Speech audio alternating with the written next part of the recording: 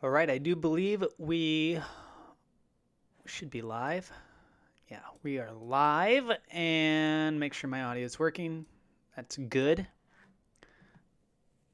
Okay, if anybody is watching the replay of this and you want to see what's going on with the fireside chat, this Twitter space with EverRise, with Benzinga, SafeMoon, Real Floki Inu, and DeFi DeFido token. That should be starting in about 5 minutes. So you might want to skip ahead unless you just want to see the introductions and things like that in the video. I do need to go ahead and make sure that we've got everything all good to go. So I'll share the link to the stream, things like that.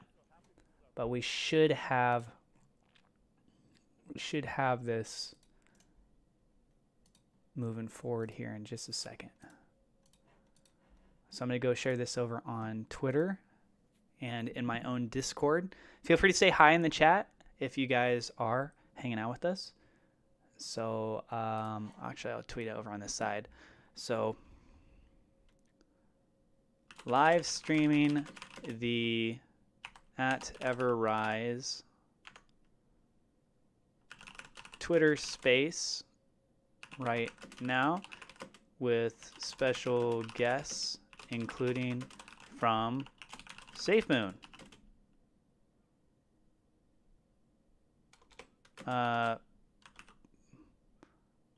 Floki, Inu, and what was the other one? Hey, Alien, how's it going? Of course, I put this up over the side of this with special guests from several other crypto projects. Okay, so let's see. There's the link to that. Let's put in SafeMoon, Floki, and what was the other one? Their space should be starting in about 3 minutes.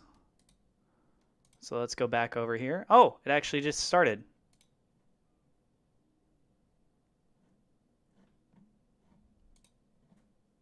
Okay, hopefully you guys will be able to hear this. I'll turn up the volume. I'm not going to be speaking in this. I'll just be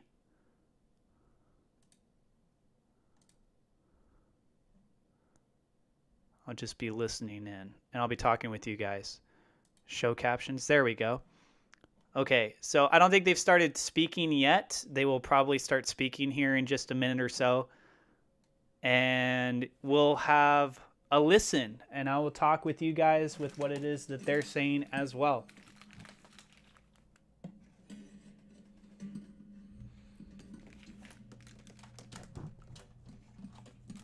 This is a Twitter space with EverRise, which is an altcoin.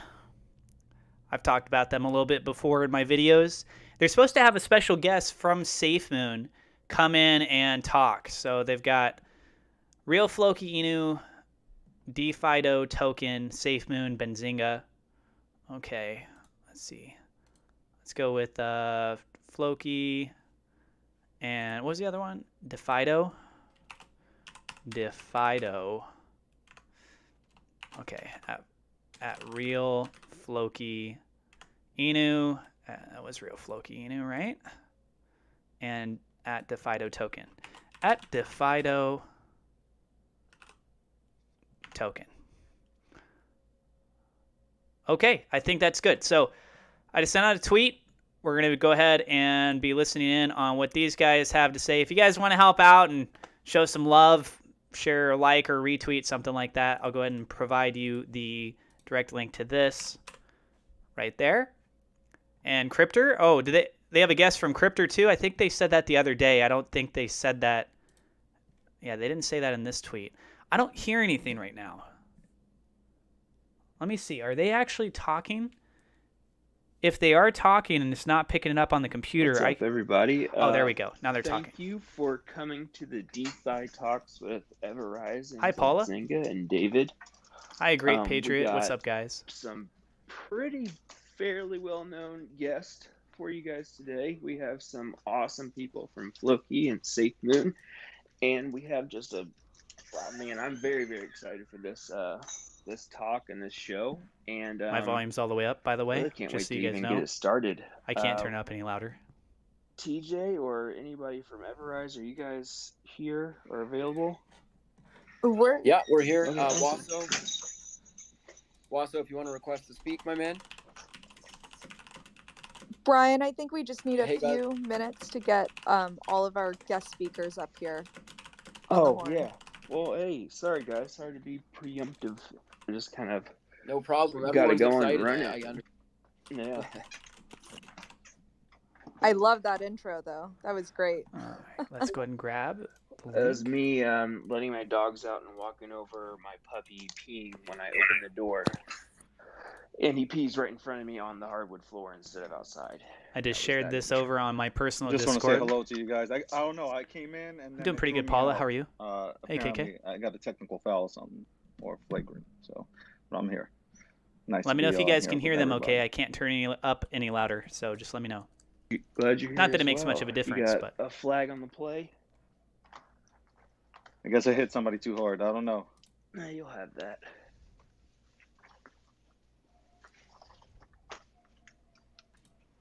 okay.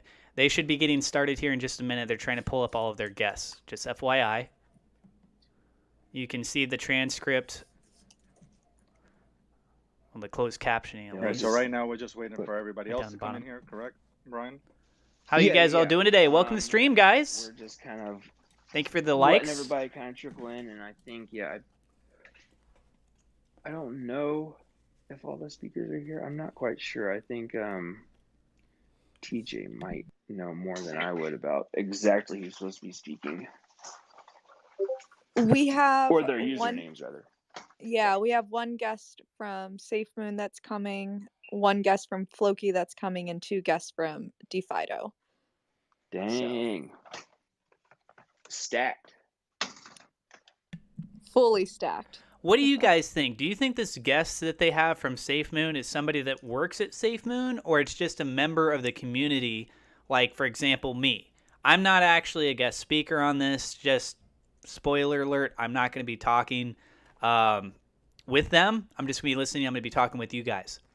So what do you think? Do you think that this Safe Moon guest that they have is John or Thomas or something like that? And do you think that they're going to reveal anything at all of a connection between EverRise and Safe Moon? Potential collaboration, or what do you guys think? Don't forget to hit like, by the way, guys. We only have 6 Thank you to everybody likes. who's joining right now. There's 26 of you We'll be that are starting, here. We in only a have few 6 moments, likes. But again, thank you very much. Should be a fun Really does chat. help us out in the YouTube algorithm. We could get more people to come in and hang out in the stream. It's Hank. Oh, jeez.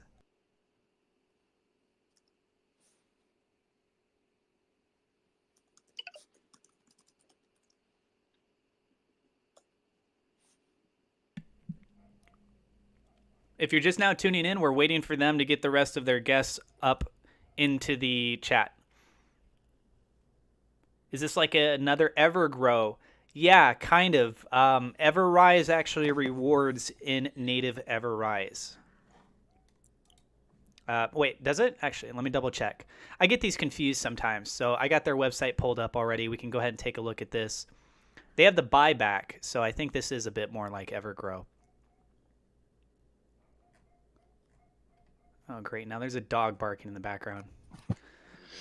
Lovely. Yeah, they get 9% rewards to holders direct in Rise distribution, 2% project sustainability, enhancements, operations, and marketing. That's part of the transaction fee. And then they have 0% strategic buyback. But somebody was trying to tell me the other day, I think they said that the website is not updated in regards to that. But instead of you earning Binance USD, like what EverGrow and Cryptor does, this one rewards you in more Rise. Brian, David, how you guys doing? Pretty crazy day for the market. Yeah. Doing good. Sorry, I didn't mean to talk over you, David. Go ahead. No, go for it. You go for it. Oh yeah, everything's good. The crypto market kind of took Ethereum or little Binance bit of a exists on the south Binance hit. Smart Chain. but it's kind of expected after the big, huge run. I mean, we've Thank had you, Quackpots. Thanks for the likes, things have guys. gone up over 30%. I mean, look at CRO. Shoo, you guys check that one out. But I mean, it's pretty expected. I kind of like it because now it's time to get back in there.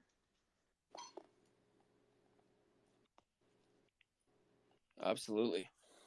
David, what are your thoughts on the market today? I love your analysis. I loved it. And I already know what you're going to say, but I want to hear it. I love it. I mean, like, not financial advice, but buy the fucking dip. And I don't, like, that's it. Like, period. Like, it was supposed to happen. You can't just keep going. Like, people think, like, you're supposed to just continue to go up, up, and up, and up, and up, and, like, not have a pullback. Like, people are going to take profits, and that's great. People are, whales are going to manipulate, and, people probably sold off on this infrastructure bill that got passed. But that doesn't even take effect, what, a year and a half from now? I mean, come on. It's okay. That's fine. You guys want to give up your bags? There's somebody waiting with their arms wide open to take it. Ask Michael Saylor. Ask. Is somebody going plenty pee of while they're on the voice chat in this? They are. Somebody just went to the bathroom and they didn't mute their microphone. 100% agreed on that. I mean, I was thinking about even kind of cutting down my ETH position and moving it to, kind of spreading it out. But I was like, well, might as well just Hi, keep Barless. it Welcome rolling. to the stream. I still have a plus, and this time and not even, I'd say I give it 2 weeks, it's going to be past the all-time high again. Not financial advice, but that's my opinion. I mean, with everything going right now, we got everything moving, everything's pumping, more mass adoption. We got the metaverse rolling out. We got, I mean, there's, you name it, just the blockchain's finally, even more than it has 6 months ago, taking a stronghold, and more people are adopting it. It's just going to keep getting bigger and bigger. Listen, institutions didn't come in here to play for 5 minutes, and I keep stating this. They didn't come in here to go ahead and look around for 5-10 minutes. They came here to stay, and they're going to keep collecting, and that's what they're going to do today. Like, literally, they have people buying up tons of bags for them, whether it's Bitcoin or Ethereum or whatever it is. They're just scooping it up. Those that chose to go ahead and sell off, God bless you, man. I'm sure, hopefully, you had a game plan. If 65 or 66 or 60,000 was your mark to go ahead and take profits, God bless you, man. But for the rest of us, like myself, I speak for myself. I'm waiting. I'm going to sit back, wait, I thought I had my accumulate, microphone muted, and watch this market grow. You just said, like, there's so much stuff happening. NFTs, metaverse, like, everything's happening. Like, we are super early.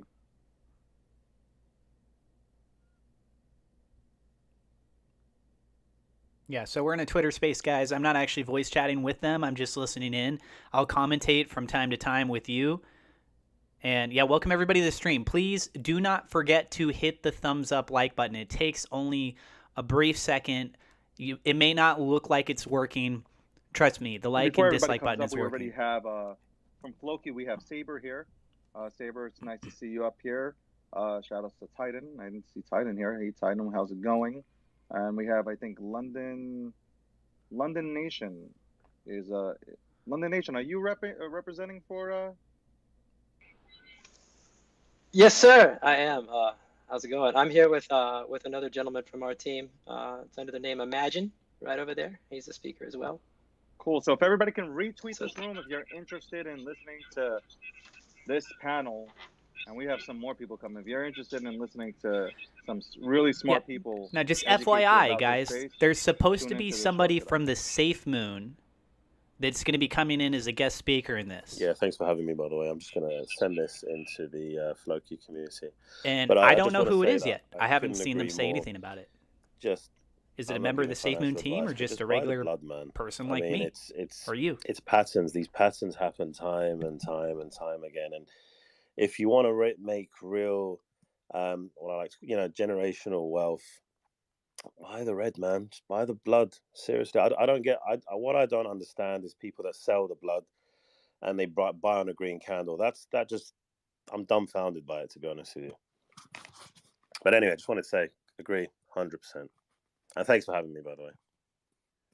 Yeah, you pretty much explained how I think everybody starts trading. You get into. I think we talked about this on our last spaces too, where you get into this mode where you see it go like, okay, so it goes up 20%, so you try to get it on that 5% or 10% run up, but it went up 200% the day before, and then it goes down 150%. You're like, what the hell? Why? Like, what is how why is this happening?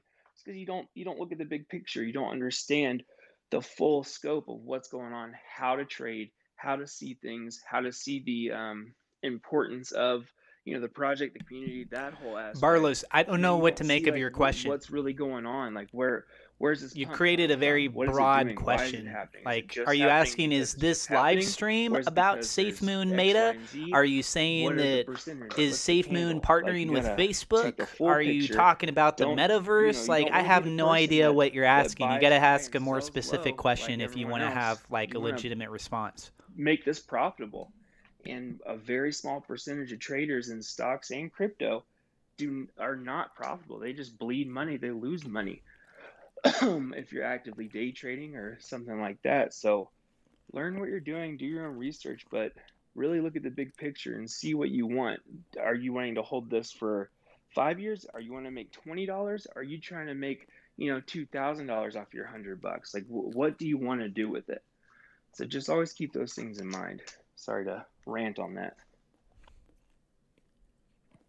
No, I think you make a valid point. Actually, that's how long are you looking to realize the gains that you may be aiming for? Is it 1 year, maybe 6 months, or 5 years? Me personally, I mean, I'm not looking to touch anything for a minimum 4 to 5 years. So I don't know what your position is, or I'll be interested to hear what everyone else is.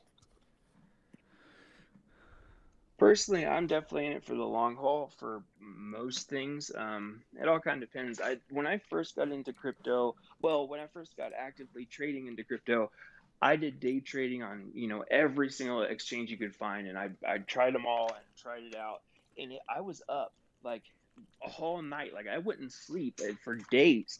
I'd get sleep here and there, but like it would consume me. I'd be always on my phone. I'd constantly watching stuff. I'd be buying and selling. And I realized I was only getting like, you know, 20%, just a very small return. I wasn't really getting a lot.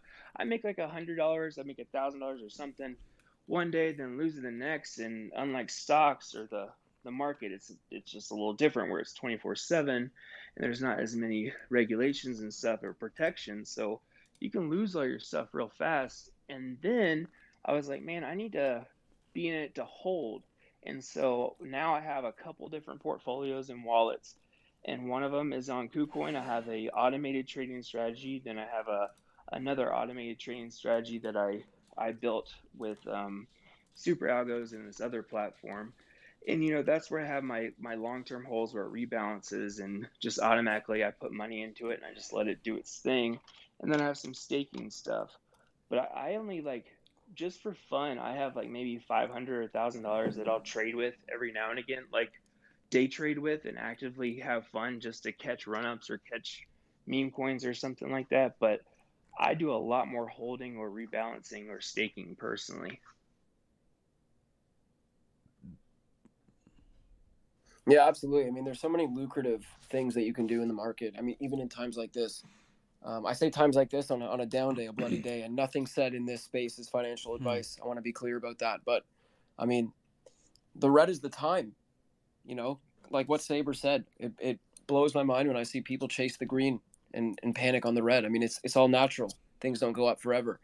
But with that said, I think we should move into our topic of discussion for today, which is migration. So, quick introduction. I'm TJ. I'm the Director of Communications at EverRise.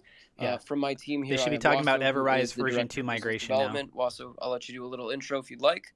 Hey guys, hope everyone's doing well. I don't know where this I'm Safe Moon guy Wasso, as is, TJ or said, girl. Director of BD at EverRise. Been in the space for quite a Wasso bit. talking. On the project side, I started with Hoj earlier in February. Was a part of that amazing group and that awesome project for several months. I've been at EverRise for the last few months supporting the team and and Suresh, our CEO's development of multiple dApps, which we'll discuss in a bit. But I'm happy to be here and I'm excited to talk about migration. Love it. Yeah, awesome. And then, of course, we have Titan here, who is the CEO of EverRise. Titan, if you want to say hi. Hi guys. Yeah. Yes. One of our friends Cyber was saying, right, by the blood. Instead of saying by the blood, we can say like you have to drink the blood. We are actually vampires in this crypto world. Like we are like living in the crypto completely. So I would say like drink the Yeah, I blood. mean, we're all degenerates at this point, which is kind of the attitude you need to have if you're going to survive in this space. So that's the EverRise team. We have David here as well. Jen is on the EverRise account, but we'll move forward and let's see Where's if the SafeMoon Saber, person? if you want to start by giving an introduction about Floki. Guest from SafeMoon, real Yeah, brother. Floki, So and I'm DeFido. Saber. I'm the marketing director and core strategist at Floki. Okay, Floki guy now. I'm Let's not see sure what you got. how much you guys know about Floki, but we went through one hell of an adventure a few months back through V1. Essentially, we got rugged. We then went into a V2 type of migration and got rugged there as well by the devs that are brought in. Kind of all messy, really. But what we came out with the other side was a community that, for me, set second to none. It went through a crazy, ups and downs. Actually, reminded me of Ethereum, the whole hacking scandal. I was in Ethereum when it was around $7-8, and that was a serious S show. And you learn very quickly to buy blood, as Titan, as you're saying, we're like vampires, for real. It's crazy when you think of Red Day. I think David touched on it. I hate to say this, but I kind of love Red Days myself. I don't know. It's strange, it's difficult. It's addictive because when you know what's up and when you can read the patterns and stuff, it's. But anyway, yeah. Look, Floki, we're doing some big things, it's just excited to be here. To be honest, I'm going to try and jump in more often with you guys. I do have to jump off shortly because I have some calls to make, but looking forward to some amazing partnerships and discussions together. So Saber's speaking on behalf of Floki. Absolutely, thanks, Saber. Just so you appreciate guys are that. You guys are doing some crazy things. I see Floki all over the place. So congratulations for all your recent success. And then Imagine or London Nation, if you want to give a quick intro about DeFido, and then we'll jump right into migration.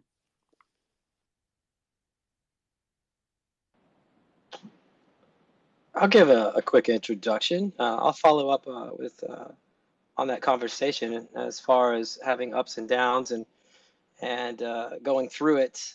We had a very, very similar situation. We actually have a lot of parallels to Floki, and when we put out that we're friend of Floki, we mean it, because literally our the dev that came in and saved us after we had a dev elopement, we like to call it. It was a little bit too much for him to handle. A gentleman by the name of Moontography came in and saved the day and helped us with a new contract. And that is actually the same dev and contract type situation that Floki uses now. So we had they're kind of our cousin on that in that way. DeFido was actually, as you all know or don't know, it was started from a viral tweet from Elon Musk and Coinbase when he first put out his picture of Floki and was like, "Hey, meet Floki." Coinbase responded with like, "Hey, have Floki meet DeFido."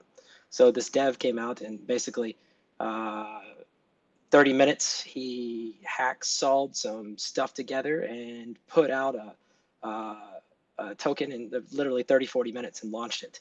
And then of course it went kind of viral and crazy for a little bit, but he wasn't prepared for it. Nobody was really prepared for it. So after a few weeks, we built a great community. I came on board there as just a holder, and because I was interested in I love the name, and I thought it was just kind of cool. It's my first meme project. First time I'd really even been involved in a Telegram and in a community like that. And once I'd gotten embedded in it and kind of got used to this family, when he left us all kind of in this really bad spot. But we weren't leaving. Nobody gave up. So our whole team is nothing but people that were in that original group that came together and figured out who's doing what and what we can do to make this work. And it was all drive. And then that's when Montography came in and helped us with our contract and our bridge, same bridge that Floki has. So we have that relationship with Montography, with Floki, and hopefully we'll have, further relationships. And Montography is one of those people that's the bright light in the space that's, lighting up all the shade with his products and what he does. And he's very community forward, even his new project that he helped with is a very community driven project, which I've kind of coined, this is a cross community interoperability, so it's not just about the networks, it's about the people in the communities and dropping the toxicity and the tribalism and figuring out how we can build the foundation of all this, because eventually it's going to be our kids and our kids' kids that are going to be using this. We're just getting started. So very well said. Yeah, absolutely. I mean, there's so many people that are similar in this space that we're in right now. And no one's really out to get one another. I mean, if one project wins, it feeds the next and it feeds the next, and it's just a win-win for everybody. So I love that energy. I love that vibe. Sounds like you guys are doing some amazing things. TJ, I don't want to cut you off. Yeah. But I got 45,000 DMs saying that people can't get into this chat right now.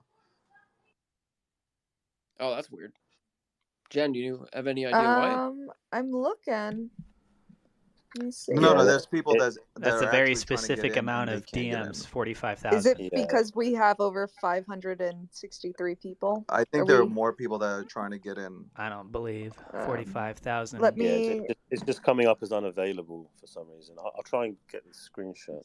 How about we restart this room? I got a feeling he got We can 10. restart the room. Are you guys all okay with that? It's 10 yeah, sure. DMs. Guys, we'll restart the room. 45,000 DMs. Yeah, are you just gonna use the same link? What are you gonna do? Thank you, Focus. What's up, Brian? man? I will restart the room and I'll get a link over to you and Alyssa, and you guys will just see it back up live on our spaces.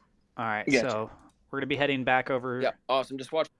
Yeah, they're gonna be starting up a new Twitter space here in just a second. And then we're going to hop on in on that. So, yeah, I hope you guys are all having a good night. If you could do me a huge favor, please, and hit the thumbs up like button, maybe hit the share button. We could get more people to come in here. We only got 44 people right now. And there could be some interesting stuff that happens inside of this Twitter space. Supposedly, they have a Safe Moon guest. I don't know who it is. They didn't introduce themselves yet. They got somebody that's from Floki Inu and somebody that's from Defido that's part of the space there. So that's pretty interesting. Thank you very much, Focus. Appreciate that, my dude. Okay, let's try this again.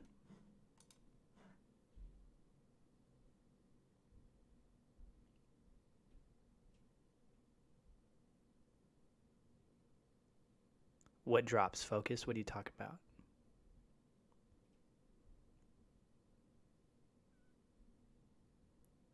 Thank you very much, Raphael.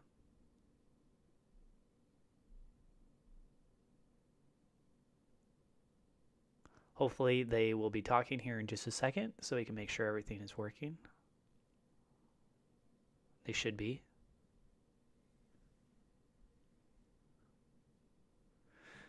Maybe it's Papa. David gave a call to him. Well, that must be nice. Hey guys, looks like we're back. I wish I could talk with Papa. It's not like I do multiple videos on Safe Moon every day, and not even one member of the Safe Moon team follows me on Twitter. I'm a little bit salty. I know. I shouldn't really care that much about it, but I literally talk about Safe Moon every day. And we're back. And I've been doing it for many months now. And we're back.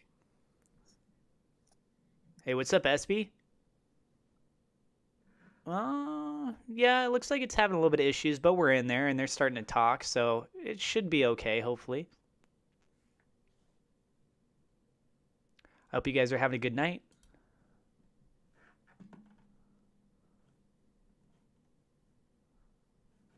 Hopefully these guys will start talking. I don't know what their plan is for how long that they'll be running the space, but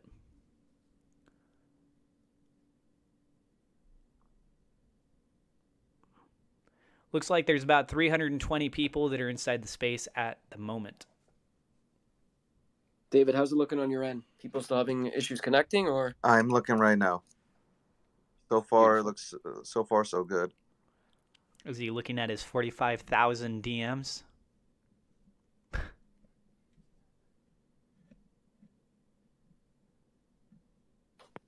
And if you guys were speakers before, make sure. Or is it 75,000 DMs now? And Jen will get you guys in. Jen, can you make me a co-host? What's up, Traverse? Am I the only one who hasn't taken Absolutely profits from not. DeFi? Well, if you've traded your crypto at any point in course. time, then you technically took profits. If you traded, let's say, Bitcoin to BNB, then you have to report that as a capital gains.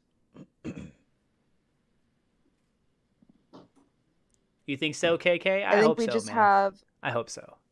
about 3 more people we got to get back up, and then we can jump right back on in. I'm sorry for the technical difficulties, guys.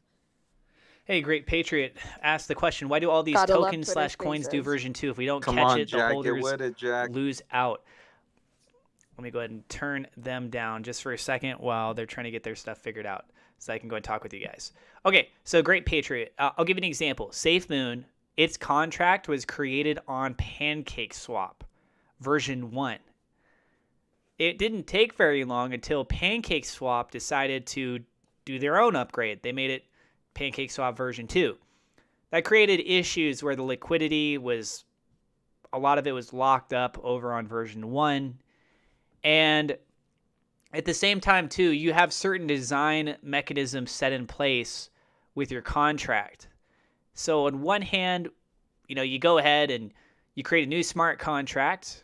You establish that on, let's say, PancakeSwap version 2 now, because that's out. And you could also update the contract to have specific things, higher level security, stuff like that. Like you launch a project and you want to try and make it as decentralized as possible. You don't want to really have to go back in and make major changes to what it is, right? So I think it's fine with the fact that they're evolving and they're improving what it is that they got going on. I don't think he's gonna. What news about SafeMoon? only. I got a couple of videos yeah, on he it, fucking Raphael. hates everything that's not Bitcoin. Don't even look at him. Don't even look at him sideways at that nonsense. Who are they talking about right now?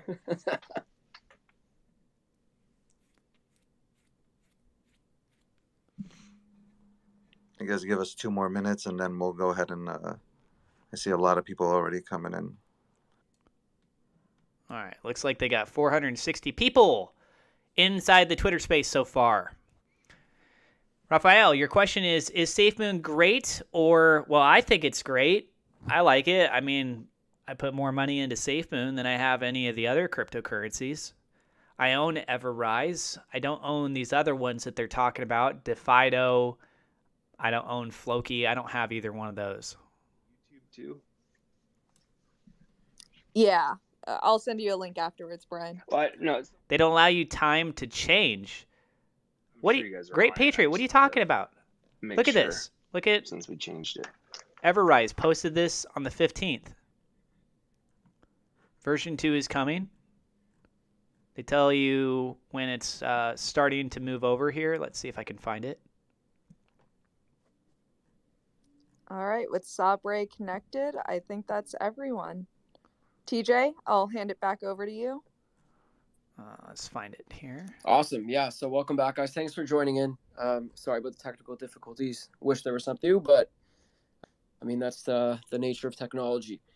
So we are discussing migration today. Obviously a huge topic in cryptocurrency and DeFi.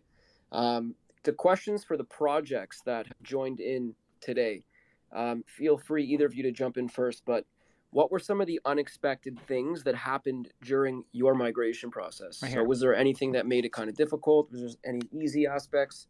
See? Would love to hear about it. They posted this back on November 11th.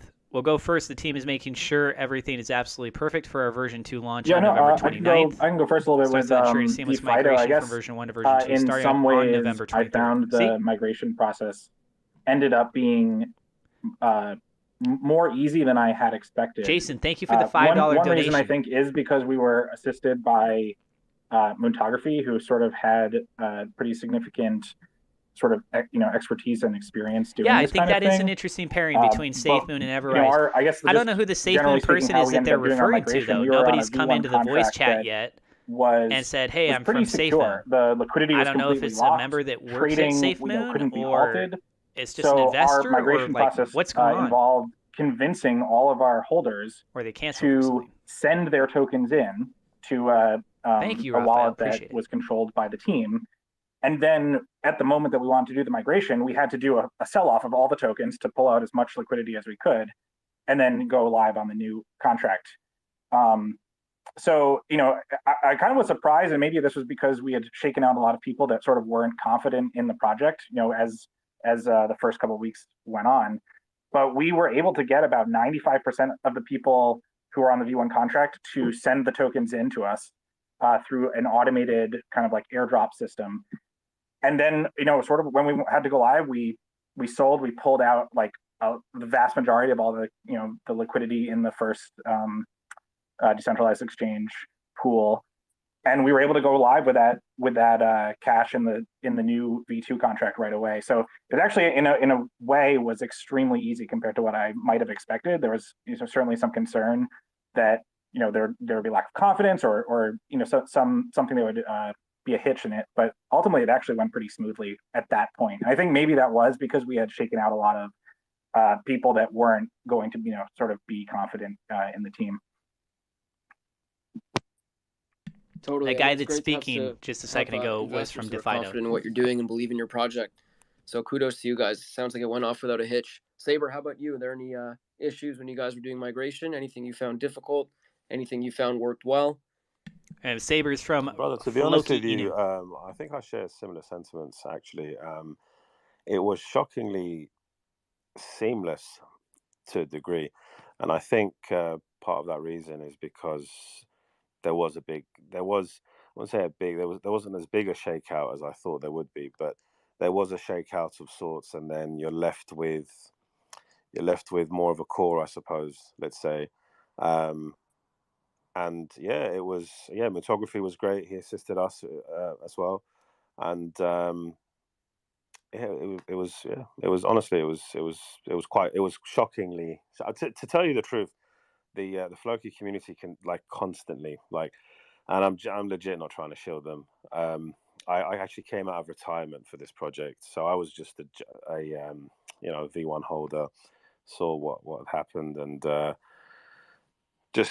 came out of retirement. I've got multiple businesses in London, and it was I don't know, it's crazy. You find a set of people that just understand you and get you. I mean, if any of you have a chance to come into the VCs at any point, they will talk for us, and that for me is when and that's what gives me pride, when you know that you have a core of people that you don't even have to be there. You can leave it to them, and it's like the OGs turn up, and they will just tell new investors what's up and what it's about, and that kind of stuff. So, it was shockingly seamless, shall we say. Amazing, man. Yeah, that's how you know you're doing something right, when you can kind of take a step back and the community takes the strides for you. So kudos to you for that. That's amazing. Exactly, yeah. And you sound like a man with a lot of stories, so we should definitely connect again at some point. Yeah. But good for you, man. Cheers, man. I can speak to one challenge just to sort of find some things to talk about on this, and one of the big challenges, especially because our migration was done by doing a sale of the first tokens into the DEX, it was essential that the maximum amount of people turned their tokens in, and because of this, we had to set up kind of like a hard deadline for when tokens would be, turned in, and when, those would be airdrop, like those tokens would be replaced with V2 tokens, via the airdrop. And so one of the kind of, let's say like unfortunate sort of long term consequences is we have kind of like slow trickle of people that hear about, sort of some of DeFido's success from that initial point. Sly Paka, to answer your question, they are hosting a space in which there's some representatives from other cryptocurrencies that are coming in, and they're talking about cryptocurrencies, DeFi, that kind of stuff in general. Supposedly, one of the representatives inside the space is going to be from SafeMoon. They mentioned SafeMoon. I haven't heard anyone say that they're from SafeMoon yet, so I don't know what the details are with that. But you got a couple people from a couple other cryptos, Floki and DeFido. Down the road to just hold, and we have investors that are Hi, like, Studio. okay, Thank I'll you, buy dude. it, and I'll just walk away and not worry about it for 2 months. And then they come and they're like, well, I had like, 5,000 tokens. Can I get that, the airdrop? And it's like, well, there's a balance between that, because we don't just have those laying around. There was a necessary cutoff point. So that's been definitely like a challenge, and I think is a challenge in the space. Yeah, absolutely. I mean, I think this is a good time for Titan to kind of pop in here. And her eyes on level says that the Earth is not round. You're right. It's a trapezoid. Or no, it's a pentagon. Wait, no, it's a hexagon.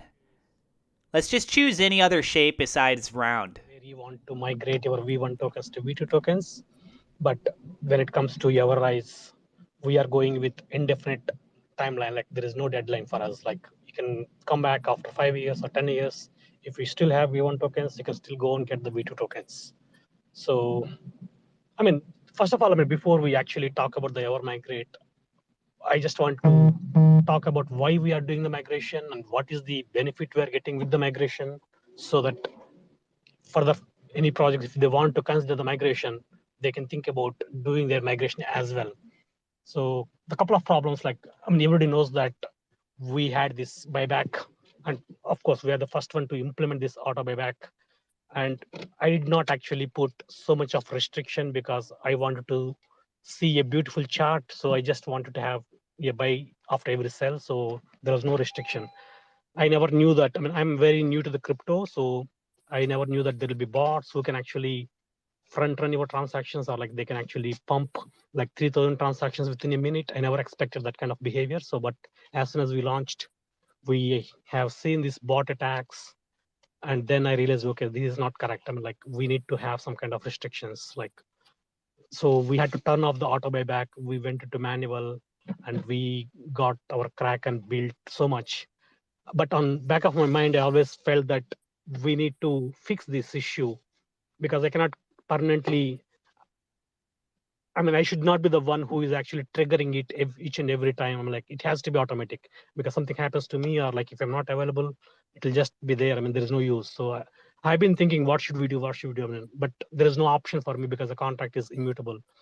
But the thought was still there, like, okay, we have to plan for the new V2. But the problem was we had this liquidity was locked for almost a year until next year, June. So I was just patiently waiting for that opportunity. And again, one more thing is, even though we have the liquidity with respect to BNB, I have seen so many people, they started putting their own liquidity with respect to either BUSD or some Dogecoin or some other coin. They can actually, since they have the tokens, they can still add those another liquidity pair, and people can actually trade that. And also at the same time, whoever is adding the liquidity, he can take out that liquidity immediately. It's kind of a rug pull. Even though the project, what we are not doing any kind of rug pull, but people actually can add the liquidity with a different pair, and they can make any kind of profits out of it. So I have seen those things not only with our token, with so many other tokens. Then I thought, okay, we have to do something for this too. Like that is another issue what we're actually looking. Okay, we have to fix it. And one more thing is, now we are building these DApps. So whenever we are building, like whenever you are actually transforming, whenever the DApp needs to transfer the tokens from your wallet to a different wallet that will act as a bridge, which in a sense, it will take the approval. And if you look at the PancakeSwap, whenever you buy the tokens, they actually, whenever you try to sell it, they will the first transaction is enabling. Enabling means like you are actually giving the approval for a very large quantity so that in the future, whenever you buy, you can immediately sell it because they already taken the approval for indefinite, like it's kind of infinite quantity. They're just putting very large number. That will be very dangerous because they have already got the approval for you. So like whenever you buy in the future, they can actually, they got the approval, so you don't have any control. So we thought, okay, it's not the right way. And if you look at the Uniswap or even the PancakeSwap, whenever you're trying to remove the liquidity, there is a permit function. Like you don't need to actually give the approval. You can actually use the permit. The advantage of this is for any interaction with the contract on the blockchain, there will be a gas fee. So if you are approving a transaction on the blockchain, it will interact the contract and you need to pay the gas. If it is BSC, it's okay, like $1. But when it goes to Ethereum side, it might be like $100 for each and every approval, unless you give like infinite amount of approval. Hey, which guess we don't want to what? do it. So No for that way, reason, dude. I thought, okay, there are so many issues. Thomas so is the speaker. Luckily, when we actually started the ETH side, when we opened the bridge, we saw this imbalance in the liquidity. Then I thought it's the right time actually to convince the community that we have to go with the V2 version. We have to make sure that we fix all the issues. Now we have taken care of all these issues. Now the thing is like people cannot add liquidity on their own for any pairs, and at the same time we're fixing the approval with respect to permit, and also the automatic buyback will be introduced without any issues. And at this time, we wanted to make sure that when we do the migrate, it has to be very seamless. I mean, the users should not feel any kind of problem or anything. Like we don't want to take their tokens. Like we don't want to give the wallet and ask them to send the tokens and airdrop the tokens. I mean, it's kind of, there will be like trust issues. I mean, what if I send my tokens, I don't get my tokens back? So what if the airdrop, they don't do it? Like what if it gets missed? Like even when you're doing the airdrop, you have to send it to like 1,000 people or 2,000 people. No, right now we have like 100K people. We cannot just, when you're actually combining all those things, what if you miss one of the things? Like it will be very hard to actually manually go through each and everything. So we thought we need to better handle it in an automated way. So that is the reason we are coming up with EverMigrate. And this, in this EverMigrate, what we do is like they can actually connect their wallet, they transfer their tokens, immediately they get back their V2 tokens. It's like automatic, it's in the same transaction. So and the EverMigrate will be live, it will be indefinitely live in the sense they can come at any time. After 2 years, 5 years, they can just use it.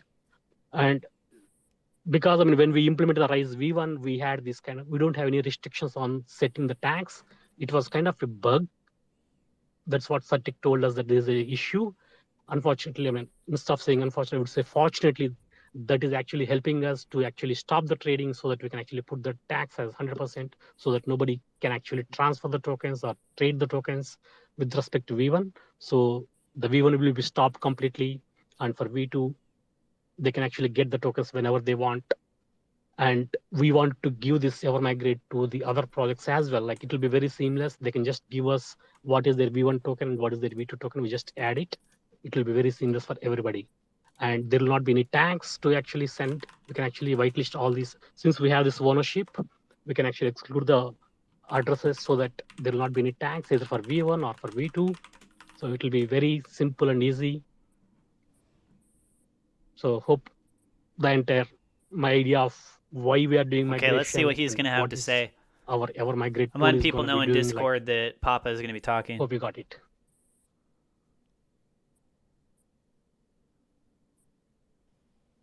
Yeah, Yo, there or like? yeah, absolutely. Titan. Thanks, Suresh. David. Titan, great job, Thomas. What's going on, Thomas? Thomas is obviously How's it going, TBO Thomas? from. Here we go. He's talking now. Go ahead. You introduce yourself, Thomas. Oh, okay. All right. I mean, before I introduce myself, I'd like to say hi to Titan. Dude. Long time coming, dude. Hey, how are you? I'm extremely excited. It's nice to meet you, man. Finally, I'm meeting you here. So in excited to meet other people who are pushing boundaries, right? So I said, no, I'm going to be clear.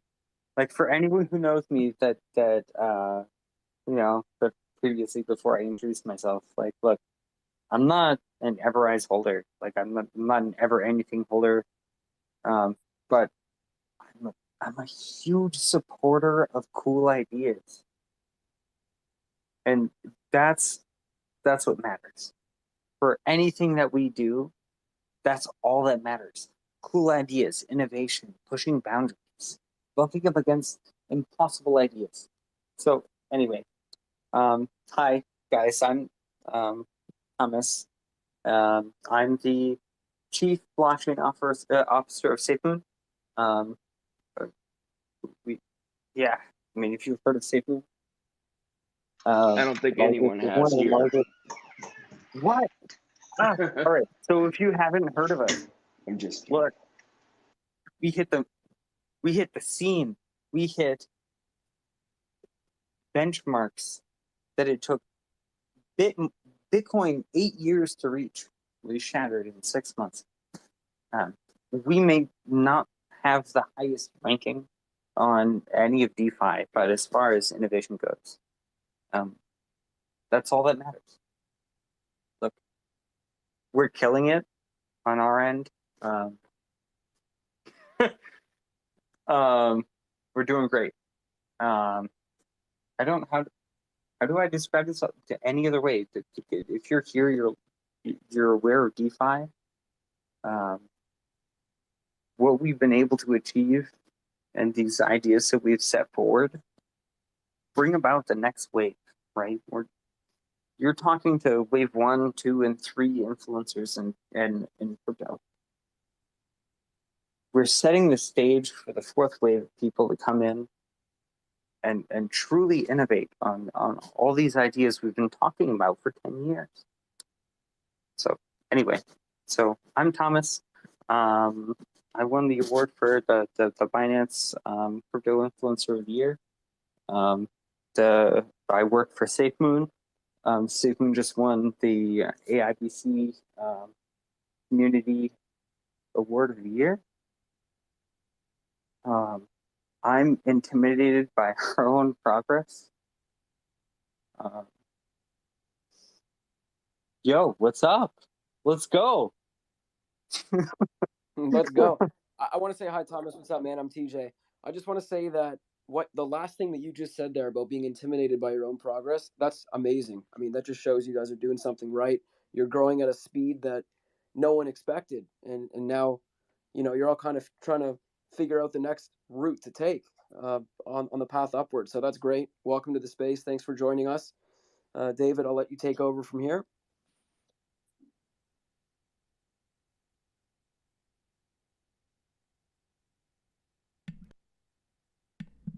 Yeah, it is awesome to see that Thomas actually came in. It would have been nice if I was wondering who it was going to be for their special guest. The greatest speeches when I'm on mute. My thing, real quickly, is, and it's a question that comes from, well, of course, it comes from me. But why is the DeFi space so important? And that goes to everybody on the panel right now. So I'll start this one as someone who's not part of a multi-million to billion-dollar market cap token, but very, very Hey, if you guys can hear me, I could really use your help. Change. It already has, but it's. Sorry, just real quick. If you guys can hear me, I could really use your help. Please hit the thumbs up like button if you have not yet done so. We've been live for almost an hour now, and we have Papa talking in this space. So a lot of you that are on my channel that are SafeMoon supporters, if you hit the like button, if you share the live stream, we could get more people in here. Same thing if you support EverRise or if you support the Floki Inu and the DeFido coin. Like, they're talking about all those. Any help you guys can do, we can get some more people in here. And hitting the like button, that ranks us higher in YouTube search algorithm. Account by $1, you just got hit with $35 charge. Thank you, guys. But you don't have a fucking dollar, and so they're gonna charge you $35. So that's like, fuck you, man. Like, why? What gives you the right to take that money from me whenever I don't have money, and then you're just using me and abusing me? And what DeFi does is it gives anyone and everyone the ability to take control of their own destiny, take control of their own finances, to flip the game on learning how to save, how to invest, how to be self-sufficient, to even just using DeFi in general will give kids like 12, 14 years old this passion and wanting to learn everything about blockchain. I mean, there's nothing but positives. Well, I guess besides scams, and it's a very easy thing to scam, but you take that out of the equation, it's one of the best things. Blockchain, DeFi, NFT protocol, everything about this space is the best thing that's ever happened in the history, in my opinion, right after the internet. And I think that this is bigger than the internet in general. But that's why I think DeFi is important. Yeah, just actually to add to that, I agree. By the way, just to add to that, I love the fact that it just it levels out the playing field. Whether you're a billionaire or, as you said, whether you're a kid, if you're forward thinking enough, I mean, you can have kids just like legitimately changing the world, maybe like before they've even left school, to tell you the truth, right? Or 14 years old, yeah. Exactly. And I think that's amazing because, obviously, when you're younger and you haven't been so indoctrinated, it just gives you a head start. So you're how can I put it? You're not you haven't been so programmed, I suppose, shall we say? And kids tend to be more fearless, and I think it's important for all of us to still have that. Like for me, I try to not completely let go of like the kid, that I was and whatever. I think it's important, man. Just being forward thinking, being fearless in this field, and it releases you from the shackles, man. It's just as simple as that, without saying too much. But you know what I mean. It's I just see it as a freedom. And you're right. I think it's going to become even bigger than the internet. It's going to take over. To be honest with you, we're in an amazing time. Wait, Saber, you're on Floki, Yeah. right? Yes, brother. Look, bro, all I have to say to that is let's fucking go, guys. Let's go. We're going to change the world together, man. We're going to change the world together. I'm telling you. And that's what's amazing. We're not even here to compete against each other, and that's the thing. Sometimes I can't remember which gentleman had made that point, but there's something we can all learn from each other, and ultimately, this is the thing about FUD. I find it crazy, man, because the very reason that this market is even bleeding now is because of orchestrated FUD from governments, man. Like, do you know what I mean? I mean, it was so obvious, and when you look at the moves that the powers that be had been doing, without naming the names out there, man. But it's crazy, man. You see billions coming out, and then something's announced that just opens up a wound, man. It's so obvious, and these are the very people that don't want us to do amazing things together. You know what I mean? So together we can be so much more powerful, and obviously divided, the rest. So yeah, man, we're gonna change the world together. Simple as that. That was Saber. He Thomas, how do you is feel at about Floki Inu. you got the mic? How do you feel about DeFi? Yo, What's special okay. about DeFi? All right. What's special about DeFi? It's giving money back to people, right? And for any of us who are up here on this panel, we're trying to encourage others. It's kind of like bumping up against a wall, right? Where we're screaming, do what we're doing. Like, get involved, right? Take the power away from sovereign governments. Put the money back in the poorest of people. Like, why the fuck are we even here, right? It's transforming how we see value, right? It's no longer like back when people were moving from tablets to paper. There are tablets that we can go back and look at that we're talking shit about paper money. Paper money is now talking shit about digital money. This is digital value. This is the future, right? A lot of people will say, oh, you know, detractors, flutters, whatever will say. Look, what if the power goes out? Well, yeah, you got the barter system, bro. We're banking on electricity staying on. We'll pay for it to stay on because this is more efficient. This is the future, right? If you're not banking on the future of money, you're not banking on the future of humans on Earth. We may as well give up now. How do we overhaul what we're doing is value? It's DeFi. So my answer to what it is that we're doing in DeFi, how I feel about it, it's the only thing people should be focused on, right? If you want if you want a job that makes money, right? You get a money job, right?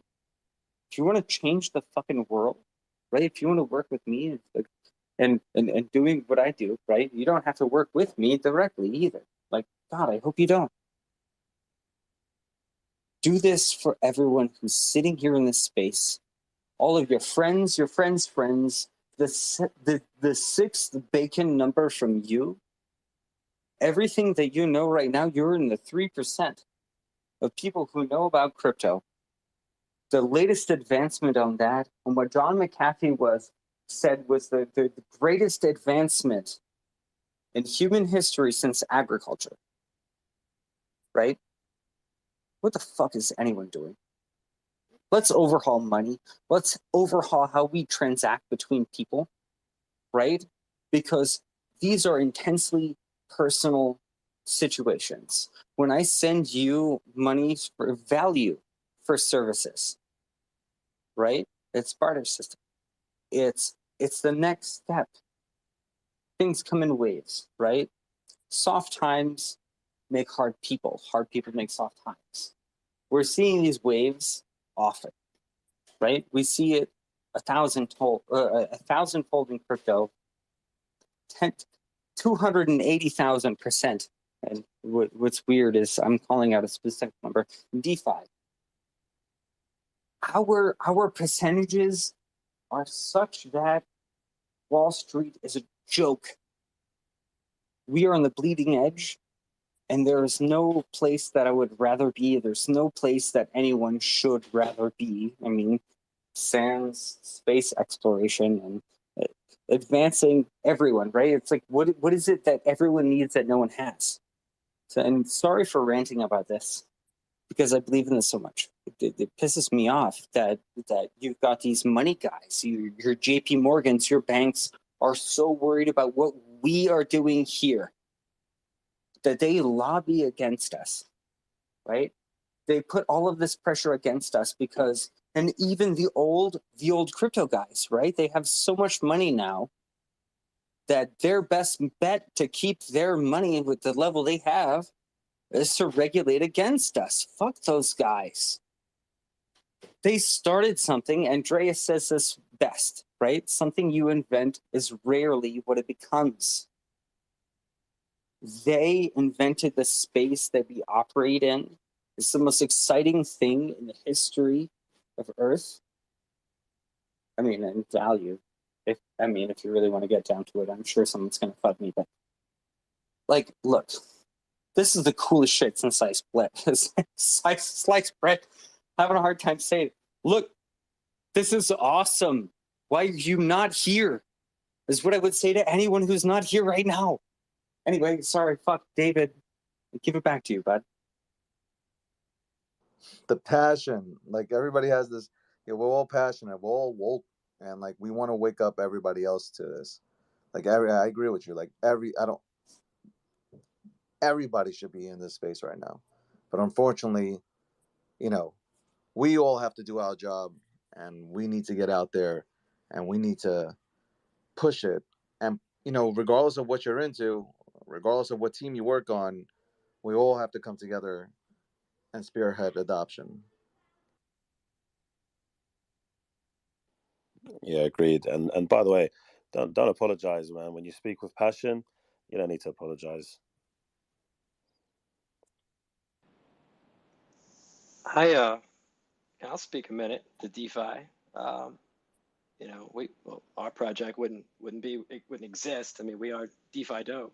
But it's been a kind of a crazy couple of years for everyone. And I'm in this space because of that. A year ago, I never had anything to do with crypto. But COVID hit hard, and I'm a DeFi daddy, along with most of my team. Almost all of us are have multiple kids, and we're literally like a pack of DeFi daddies trying to change our own lives and change the world at the same time. We say these little taglines like one meme and dream at a time, but we mean it.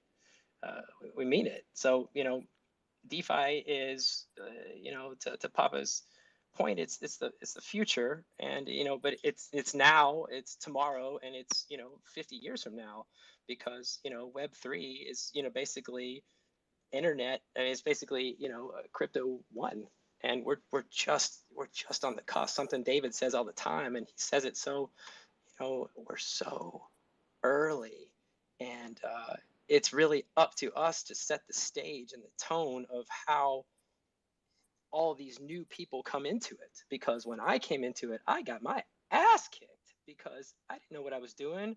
I was naive. I thought I knew this, and and there's so much shade and so many different little things and mentalities that you have to learn, and that only after getting your ass kicked so many times and losing it all and getting all the way to the bottom do you figure out that, okay, this is what how I'm going to do this next time. And each failure is a lesson learned.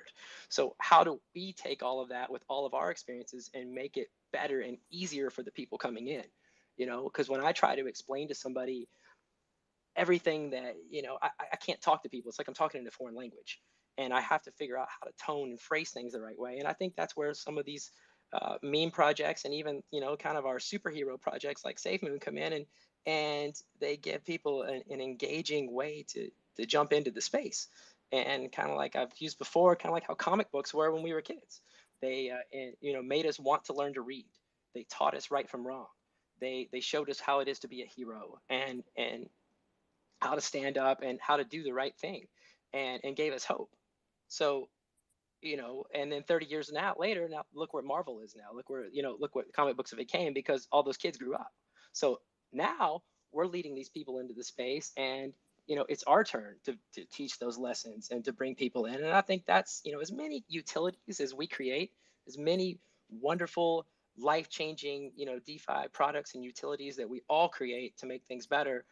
I think our best utility, our best use case, is bringing people into the space and helping them learn how to eventually be financially free, and to have an opportunity to change not only their lives, but the lives of the people around them, and then spread that same freedom. Thanks. Yeah, I think that's a really good point, and I like the fact that we have. If I'm sure that everyone in this space does know who these projects are, but it does need to be said that these guys are some of the most influential projects that have hit the altcoin ICO, really in crypto space in general. I mean, you have some of everyone wants one aspect of what each of these tokens has, and a lot of projects have copied and made it all come together, or changed one thing, added this, or made customized something like that. But in all, like I've done a lot of freelance token development work and consulting and stuff like that, and everyone freaking asked, every single person asked me about 3 or 4 months ago to 6 months ago, I want a SafeMoon contract. That's what I want. And then when EverRise got the popularity, I want the buyback. And then Floki, I want the NFT. And so this all comes back to the point where we said it earlier, that we're all in this together, and it doesn't have to be competition, because you're not taking market share away from anyone else. that's what a lot of people don't understand, and that's where a lot of the toxicity, I think, comes from in some crypto spaces, and I think it's a lot more in meme stocks than it is in meme tokens. But that, we're all in this together. You can't really steal market share away from someone else in this space because it's world, it's global. It's not something that can be stopped. But we can all work together and we can all build a better future for ourselves. And it starts here. It starts with all talking. It starts with joining these spaces. It starts with following certain people on Twitter. It starts with learning, and it starts with exploring and having a passion and just diving into something that, like, even if you just know a small thing about crypto, even if you just trade a little bit, even if you just have maybe a Robinhood account and haven't really branched out, but about some of these things, or you're still on your way to making yourself more free in the future, financially free, financially stable, financially just more knowledgeable and smarter, like we said earlier. And I just want to kind of congratulate everyone in this space, not like the listeners, not just the the successful token developers, but just everyone, the listeners, because it's not too late to change, to build something like SafeMoon. It's not too late to build the next EverRise. It's not too late to just create something that's gonna just totally flip the world on its end. Like, this space right here is so exciting because we don't know where it's going to go, and it's so brand new. Everyone's early, everyone has a chance, and man, it's just look at it. I bet you everyone in this room, okay, well, there's a lot more people in this room than I thought there was earlier, but I'd say about 99% everybody here is going to be pretty rich if they try, and Bro, get into it. Can I make an observation about your header on Twitter really quick? Yeah. Like this discussion between me and you really quick. So on your Twitter, it says, I do dope shit. Every fucking person who's here that knows anything about programming, for the love of God, double down. Right? Yep. Smart contracts, DeFi, what we're doing here, automated market makers. The developers in the crowd, shout out to you. Shout out to the people who have yet to become developers in the space. Right? It says, I do dope shit in Brian's Twitter about me. Right? That's what we do. In DeFi, we do the dope shit. That's right. Mining and all this other stuff is antiquated. Right? That's right. We are the kings of frictionless yield. Let's bring yesterday into today, right? That's what anything is about. There's, in 20, 50 years, something like that, 10 years, it could be 1 year. People will talk shit about the things that we do today. Our best practices of today are anti-practices of tomorrow. That's right. But what I'm saying is, you are on the coolest side of crypto. And I thought it was so cool. And I'm sorry for interrupting you. I'm going to do this a lot. Oh, you're bad. But my guy, it says, I do dope shit in your Twitter. And that is the antithesis. It's not it's the penultimate goal of all of DeFi is we're doing dope shit. We're the rap game of crypto. But fuck what you think. You wouldn't let me have your money. So I made my own. Fuck yeah. Sorry, I derail your shit. But yeah, you're fine. You're fine. My last point was it doesn't matter where you're starting, what you're doing. Like I personally taught myself how to read smart contracts, how to write them, how to learn them, how to know what's going on with them, and everything like that, just by diving in. What's going to make you successful, and not just financially, not just in be a millionaire or anything, but what's going to make anyone successful in life is the drive and willingness and the passion for learning and trying to make the world a better place for tomorrow, for the next day, for your kids, for anything. Just trying your best to do what you think is right and building whatever you want to build. Like what you just said, just do dope shit. Just make it happen. Don't let anyone ever tell you can't, because look at the people in this room. I bet you anything, a lot of a lot of developers here didn't ever 4 or 5 years ago didn't even think, they didn't know what they were doing. They had no idea that they were going to be who they are now or have the clout they do or the money or success, but they just did dope fucking shit. So that's all you need to do. No one can stop you. It's all up to you. Just learn, love, and make it happen. I love that, man. Absolutely.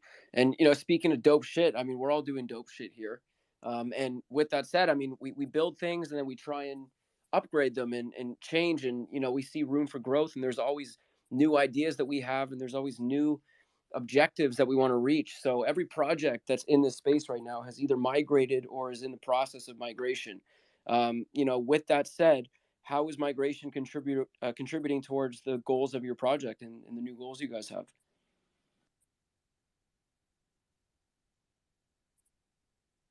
Not all at once. Not all at once.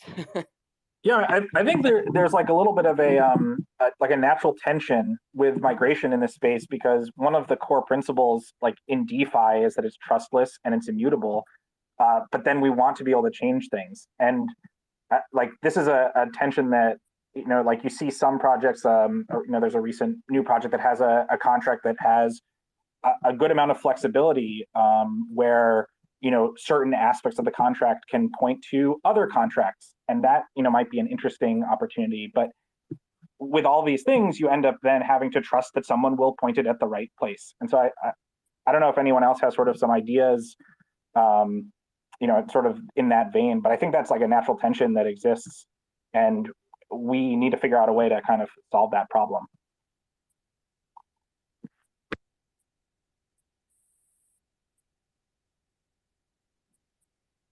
Yeah, absolutely, man. Thomas, what are your thoughts on that? On migration? I know SafeMoon is upgrading, in the process of migration right now. Obviously, you guys are building and always are going to build and always develop. Of course. Yeah. So SafeMoon is a technology company. Somewhat unexpected from a lot of people from the very beginning, but it was literally the founder came to me and he said, what if we could do everything? What if we could win? Right? It's being exposed to that idea. You can't think in ideas, you don't have it. You can't think in words, you don't have it yet. You can't form ideas, right, with words you don't have yet. Trying to solve a problem you don't have yet is one of the most important things in the world. With regard to SafeMoon and our migration, migrations should be painless. Don't make an airdrop, because obviously legislation, right? Fuck those guys. They have no goddamn idea what they're doing. Everybody's thinking it. I'm going to say it. Guys, Ted Cruz, as sad as it is, understands us more than any of the Democrats do, which freaks me the fuck out. I'm hugely independent and all that. The way that things are going, the infrastructure bill, we have until 2023 to change people's minds before we have to report on someone, holy shit. Someone has to come up here and say something real. If I got to be the guy to do it, I hope that everyone else here on this panel does it too. And everyone else in the audience that's thinking about starting a project, just fucking Christ, be yourself. Fuck what anyone thinks. I didn't come up in the traditional financial system, right? DeFi, crypto, digital currencies before they were actually crypto made it for me. They can do it for anyone. I'm just some nerd, right? If you want to ask me how I feel, I'm extremely against the way things are now. And every fucking person who's up here, if you're a marketer, if you're a dev, if you're a person, you're a CEO, you run a coin, you're doing the right fucking thing. You're part of the 3% of anyone in the world that knows about crypto, right? SafeMoon didn't rise to power or whatever, or SafeMoon anything, right? The reason why we popped off is because we didn't rug pull because fuck that shit, fuck scammers. We popped off because we were honest about how easy it is to get involved and how easy it is to understand. It's not so scary to not have the FDIC not have your back. Just protect your fucking wallet like how you would protect your dollars, right? In your back pocket. Same shit, different story, right? Protect that shit with guns. No one will take it from you, right? Your $5 wrench attack, which is the biggest exploit in crypto, don't let anyone fool you, is a joke. It's a fucking joke. So I'm hyper bullish on DeFi. Hyper. Like I'm the atheist of fiat. Sorry, I I'm love that. ranting. I might Yo, have lost Thomas, I love you might have tonight. lost my purpose. Yo, Thomas, you But are damn, exploding tonight, man. I love this shit. yo, fuck all these fiat nerds. I don't care anymore. Let's go. We can That's going to be a code. quote. We're definitely Everyone going to here snip that listening one. I can like code that. fast. Yo, listen, even if you don't know how to code, right here, everyone here can code faster than they can legislate. Our governments, anywhere there's a jurisdiction, you can innovate faster than they can legislate. They will let you know what they're going to do ahead of time. Before they say no to you, you can innovate. Automate this shit, guys. And that's how you're going to change a goddamn world. Sorry, I'm done. That's a great Thomas, I point. love you, man. Yo, Mic drop. I wanted to ask Titan, how do you feel about, what are your thoughts on the DeFi space and how it's changing things? Sure, thanks, David.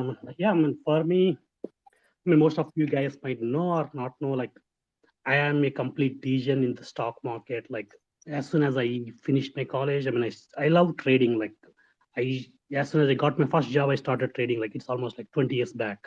Now, when I think of it, I have been always thinking, why didn't this DeFi come into picture 20 years back in 2001? Like, because I felt that, even though I've been trading for 20 years in the stock, I used to trade options, futures, anything, whatever you say.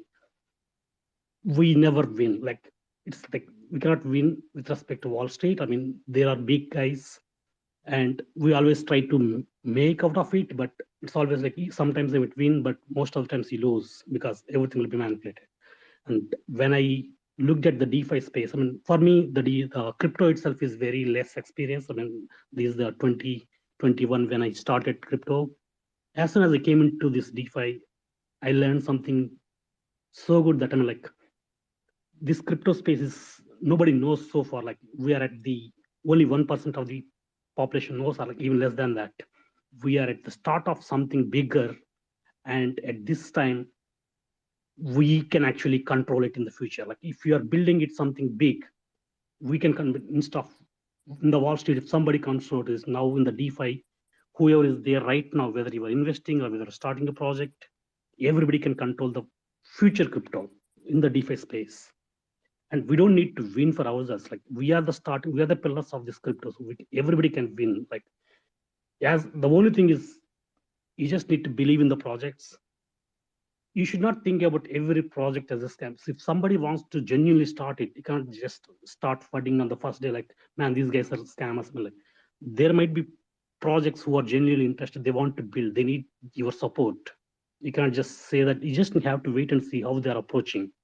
So if you're believing SafeMoon, Floki, or DeFi, or you just stick with it. You don't need to think that they're gonna stop at some point. There's you don't. We are here. Like, we want to build something. We want to stay here for long. That is the main reason. Like, I have been working in this tech industry. Like, I know what is going on. I figured out this is what I want to be here. Like, that is the reason I left my job.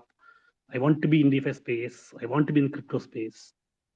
I'm not going to go anywhere. I know that this is the starting point. We'll have bright future. So if you think like, we are starting something which nobody start, like, this is like collective effort. Everybody, whoever is like, either you're investing or anything, you just stick with it. Like, it will grow big. The crypto is gonna be huge. And with respect to DeFi, it is, even though you might be thinking Bitcoin, Ethereum, yeah, people will love it because those Bitcoin is our godfather, or like, so we always love it. But at the same time, in the DeFi space, you might think everything is a meme coin, but that is where you make money. If you have your strategies, if you stick with it, you don't need to look for like 1 hour or like half an hour. Just stay there. I mean, like, it will be huge. I love DeFi, like in the sense I will be there forever, in the sense that this is my life now, right now. My guy. Brother, you're asking people to be patient in a space where that's it just doesn't really happen. But you're Yo, look, Yeah, you have to to. be fair, no matter how impatient our communities are, we can build to meet their needs. Something that's concealed in software development, like vastly, is what you didn't know is EA, Microsoft, all of their developers. Yeah, let's look at the gaming industry for a second, right? Those guys had their code ready to publish weeks before people find out. For us, we're marketing it all the way up until it's ready. People are finding out granularly what the speed of development could be, right? And sometimes you have delays, like I had some delays with my stuff, and other people had delays, other people had advancements, breakthroughs, right? You advance the science, you make weeks and months ahead of time, right? None of us are trying to reinvent the wheel. But with regard to timelines, something that I see in crypto that happens is we market all the way up to from when something is beginning to develop all the way up until it's market ready. Game development, software development, traditional app development, you don't even hear about it until the app is done, right? It shocks me on a core level. More people are not exposed to this. So I'm going to stop. Yeah, it's crazy how fast the space moves. I mean, we were doing an AMA a few days ago, and a community member recommended something, and then we're building it already. So, I mean, the brains that are in DeFi right now, of some of the top developers in the space, even some of the new developers starting out who are acquiring skills so quickly. I mean, there's so many opportunities to build and change and make a future here. So, Thomas, to your point, I just wanted to point that out. That I'm glad you brought that up, because I mean, a day in crypto is a year in the real world, and we just got to adapt and build and just always keep growing. And that's what I see everyone here doing, and that's what I love about the space. Everyone is just motivated every day. No one sleeps. Is it just me, or does no one sleep here? Because your brain is No always sleep, going no 100. sleep. The No brain's always sleep. going 100 miles an hour. Thomas, I'm sure you're in the same boat. Bro, So I absolutely lose sleep over this. yeah. Make no mistake. I believe it. But me and I'm sure all the 1,200 people in here are in the same boat. So we're always moving forward. And David, I'm sure you barely sleep as it is. No, I don't sleep, and I just want to say that number one, I appreciate everybody who's building in this space. Uh, I escaped. I feel like I have escaped the fiat world, and I've come to cryptocurrency. When it was introduced to me personally, at first I was like, I tell the story all the time. I'm like, get this World of Warcraft, and I'm sorry for those who play that. Get this shit out of my face. Like, I'm not into this. And then you start studying it, and then you become woke. I mean, it's like the Matrix when you get unplugged, and or you take the red pill, and you're just like, holy shit, I see things so much differently. And um, it's just cool to sit back and watch the things that are being created, how fast, like you said, this how fast the space moves. And I think DeFi is essential. Like, we need DeFi. We need to be our own bank. We need, like, I went to a bank 2 days ago, and I said this, like, I don't need a bank to tell me how much I can take out, when I can take it out. I don't have to wait. Sunday a bank's closed. I don't need to wait until Monday to get my money on a Sunday. Like, you know, we need our innovators, and especially the United States. We need the United States, the Congress people to come together and get our take on cryptocurrency. Okay, not just throw shit up in the air, but like come to us, let us educate you on this space and make rules that are friendly for crypto. That's what we need. So we can go ahead and continue to go ahead and take it to the next level. Stop bottlenecking this space and stop having our innovators go elsewhere to go ahead and innovate. That's how I feel.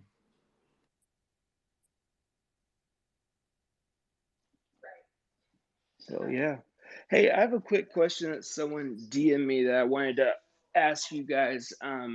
He asked if someone has no experience in coding, since we kind of talked about this, how would you guys go about starting to learn? I personally went through a phase where when I first started, got into it, I went into Coinbase and just like looked at every token I could, read the website, and then I went to CoinMarketCap, checked it out. Then I went to EtherScan or BSC Scan and looked at the source code and just I copied it and then I just tried to delete it, then rewrite it. And I used a lot of, and this is before I learned about the, what's that function you call that you can just call anything into your smart contract?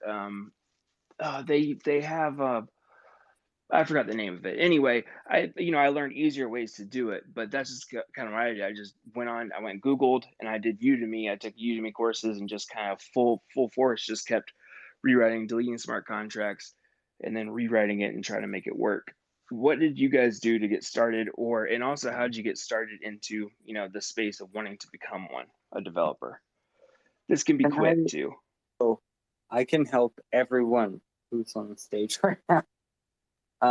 The docs, guys, always start with don't be afraid of the hardest way that there is. Because that's the way that you'll master what you do. Right? Every single project in our space, right? You can't go to college for this. You can't. College is a scam. Say there's courses and shit. Udemy will have courses and stuff. But at the end of the day, when you visit the Solidity docs, it'll tell you about the Ethereum docs. So you can understand the underlying stack behind the smart contracts. Always start the hard way, right? That's how we learned. How I learned Ruby and PHP is quite literally the PDF is called Learn Ruby the Hard Way. And there's nothing wrong with that. That's what we should preach. There's nothing wrong with difficulty, right? Hacking anything is a matter of difficulty and time. Everything is hackable. Let's innovate this year.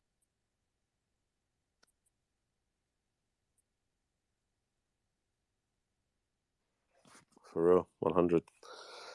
I think it's easier when you're, as you said, Thomas, when you're when you're yourself, and you don't care what just for real, man. Just be yourself. People resonate with real people. Real knows real. And this is how I always I just believe if you're straight up and honest with people, man, then you get the realness out of people, and then you learn very quickly who's a faker, right, and who's who you don't really want to be around. I'm sure everyone in this room will resonate with a message that you learn very quickly who your friends are, right, when you're in places of struggle.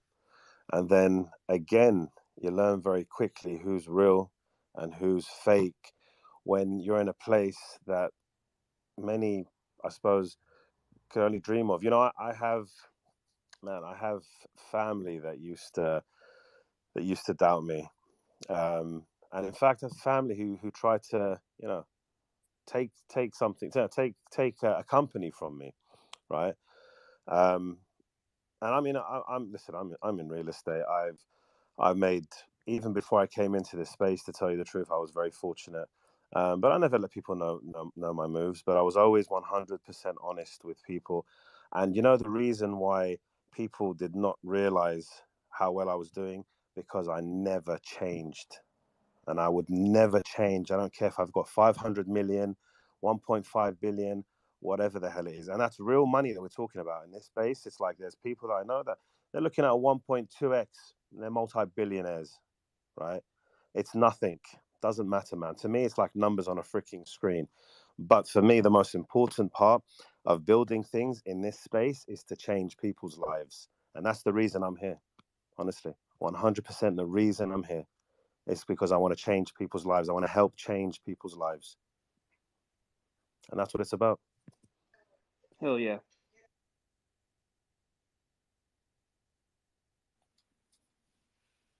That was emotional, man. I feel you, man. The biggest thing in the space is transparency and honesty. And I think everybody on this panel exudes that to the absolute fullest. So there's no better way to say that. Saber, we need to have a chat, my man. You sound, again, like you have stories for days, but that's incredible. And I'm really glad to hear that you didn't change. And I feel like a lot of people in the space, they see it as the same way. It's numbers on a screen. Most of the people here have 90 to 95% of their net worth already in crypto, and they're not pulling it out to fiat, So I love what you said, man. Thank you for being a genuine person. There's not enough genuineness in the world. So appreciate that. With that said, guys, let's open the floor to some audience questions, maybe for the next 15 minutes. So if you guys have a question for anyone on the panel, feel free to raise your Can I hand. ask one question to Floki? Yeah. Or to absolutely, David. Saber. How'd you feel with the articles that came out with it was plastered that like you guys are doing too much advertising, and they're going to be looking into kind of controlling the marketing in London, or was it in London? Yeah, brother. The reports are specifically targeting London. Yeah. How I feel, I love it, because they fell for my trap. They did exactly what I knew they were going to do, and I called it. I called it before. You know why? Because when we talk about building a network of real people, I'm fortunate enough to have had the opportunity of building a very powerful network. And we're talking legal. We're talking people that if I mentioned, you'd be like, wow. But to me, it's like, it doesn't matter who I meet. They're just, you're just flesh and blood. I don't care. I'm not someone who chases, who's like, people are obsessed with like celebrities and these gossip mags and blah, blah. To me, you're just whatever, man. I look at everyone, whether you're on the street or whether you're, the queen, same. You're the same to me, man. So I have people that I'm fortunate to have at my disposal, to do things correctly, that I can trust them to do, to bring things to me. I mean, for example, I was sitting through 27 pages of legal only yesterday with a huge team. I mean, huge team. I mean, the moves that we're making, I'm talking, these are teams that are known worldwide, right? And this is a leak, by the way. I haven't even said this to our own community. I mean, they know what's up. They know what's coming.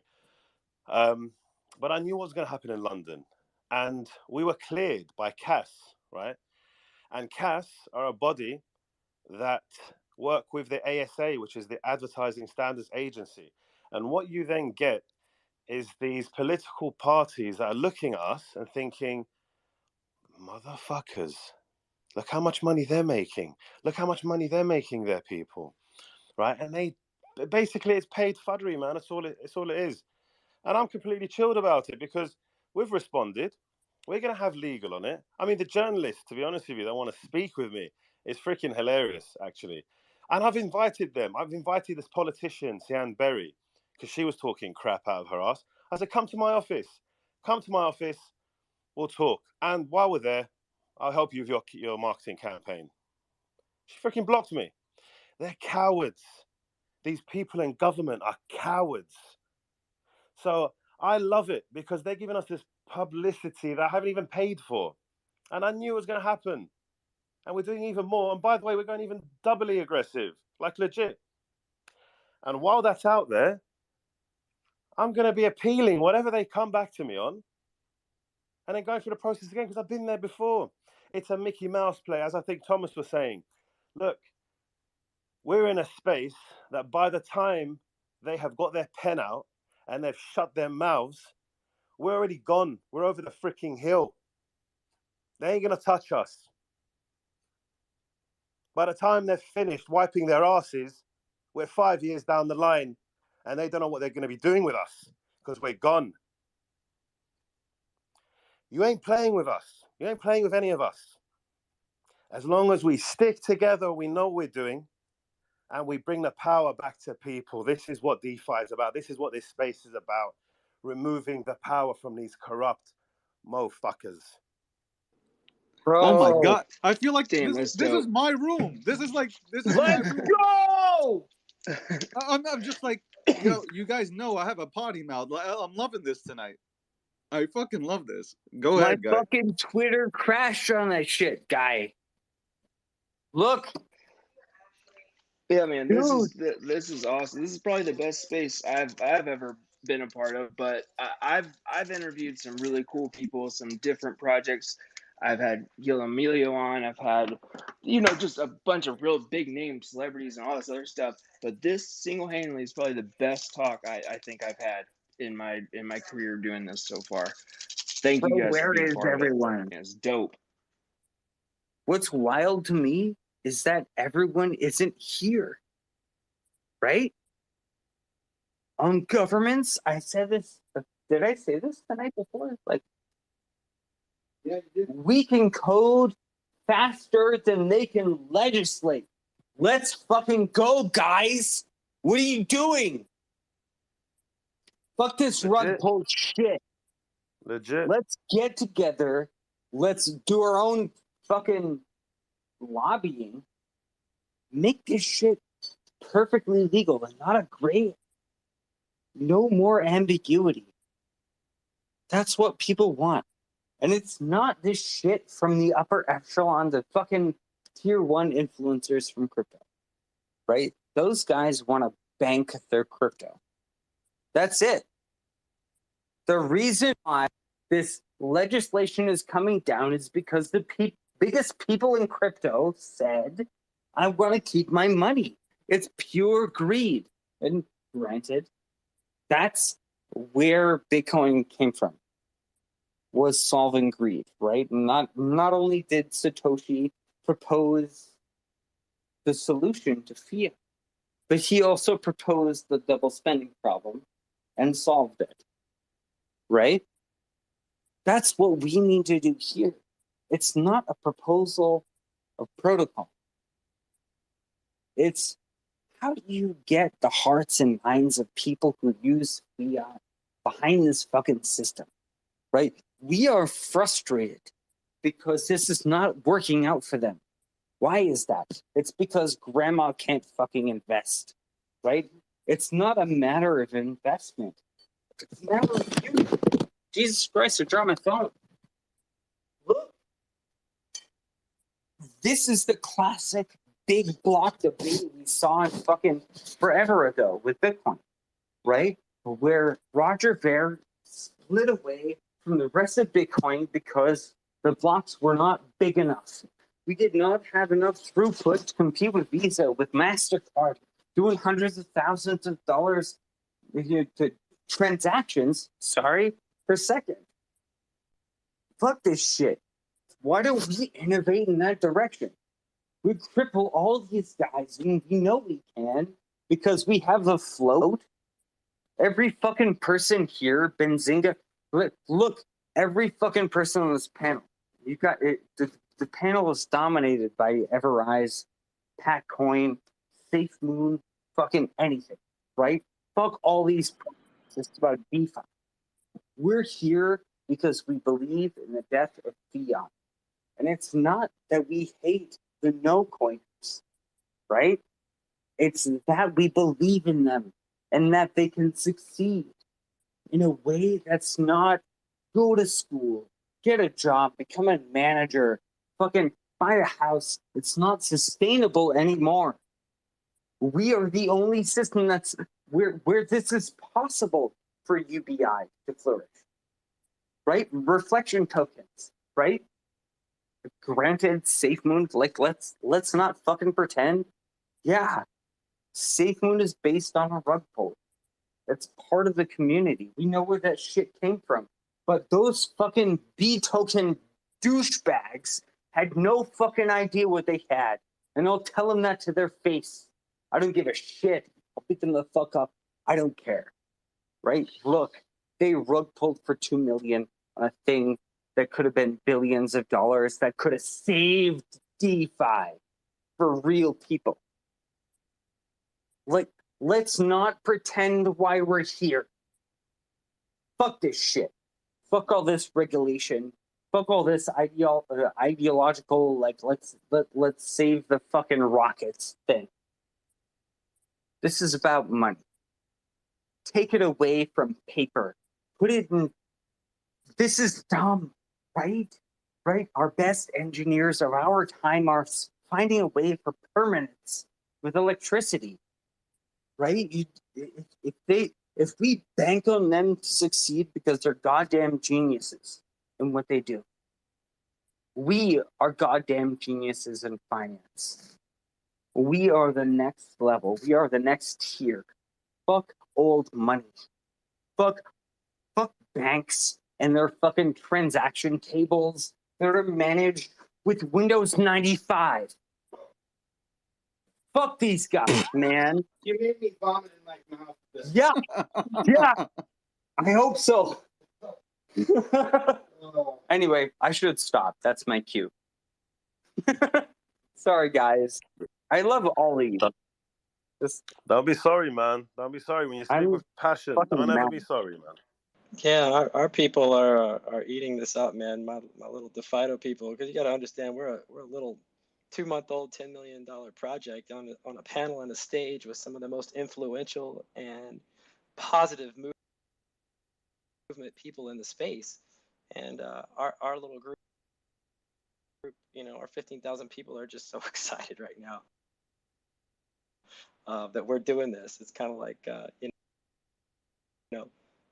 their two of their dads went off to go tell the world about them and speak for them. So, but I'm getting messages and stuff, and I sent you a tweet because they love that I'm a fiat atheist. So they were really digging that, man. So thank you for the inspirational words and all of you for allowing us to be here on stage and with such respectful, admirable people that are just speaking the raw, real truth, and they're here not just themselves. It's not one wallet. It's not a one team's wallet. It's the world's wallet, and we're trying to fix it. So I'm loving this shit. Thank you. That's awesome, man. Seriously, I'm so glad you're here too, because like you said, you're a smaller project, pretty much brand new, but look at the support and the experience you have just in this space alone, and how I know for a fact if you call or message or DM whoever in any project or any token, as long as you're not being a dick or trying to ask for free money, I guarantee you someone's going to help anyone in here. And like I know that probably if for awesome. London, you're going to get a lot more followers from this. You're going to get a lot more engagement and views. My but guy, also that goes for we know. everybody in here. My guy, that's not what it's about. I don't give a shit about views, like Matt Wallace, right? The reason people follow me is because Yeah, I got you. fuck the following. I'm here to advance the space, right? Yeah, We're yeah. innovating Oh yeah. in a real way, and I want everyone to do it because it's so fucking easy. It's like, get a group of your friends. Get a group of friends, like legit, the dude that makes. I'm going to tell you a story. Sorry to derail again, but literally, while we've been talking here, the dude who supplies chips to Bitmain called me, and I hit decline. I'm here to talk to you. Fuck this shit. This is DeFi. We are going to do the best because we can. Because it's awesome and we love it. For no other reason. You already know, like, we get returns unlike Wall Street has ever seen. 20,000x. Fuck. Who gives a shit? 200,000x.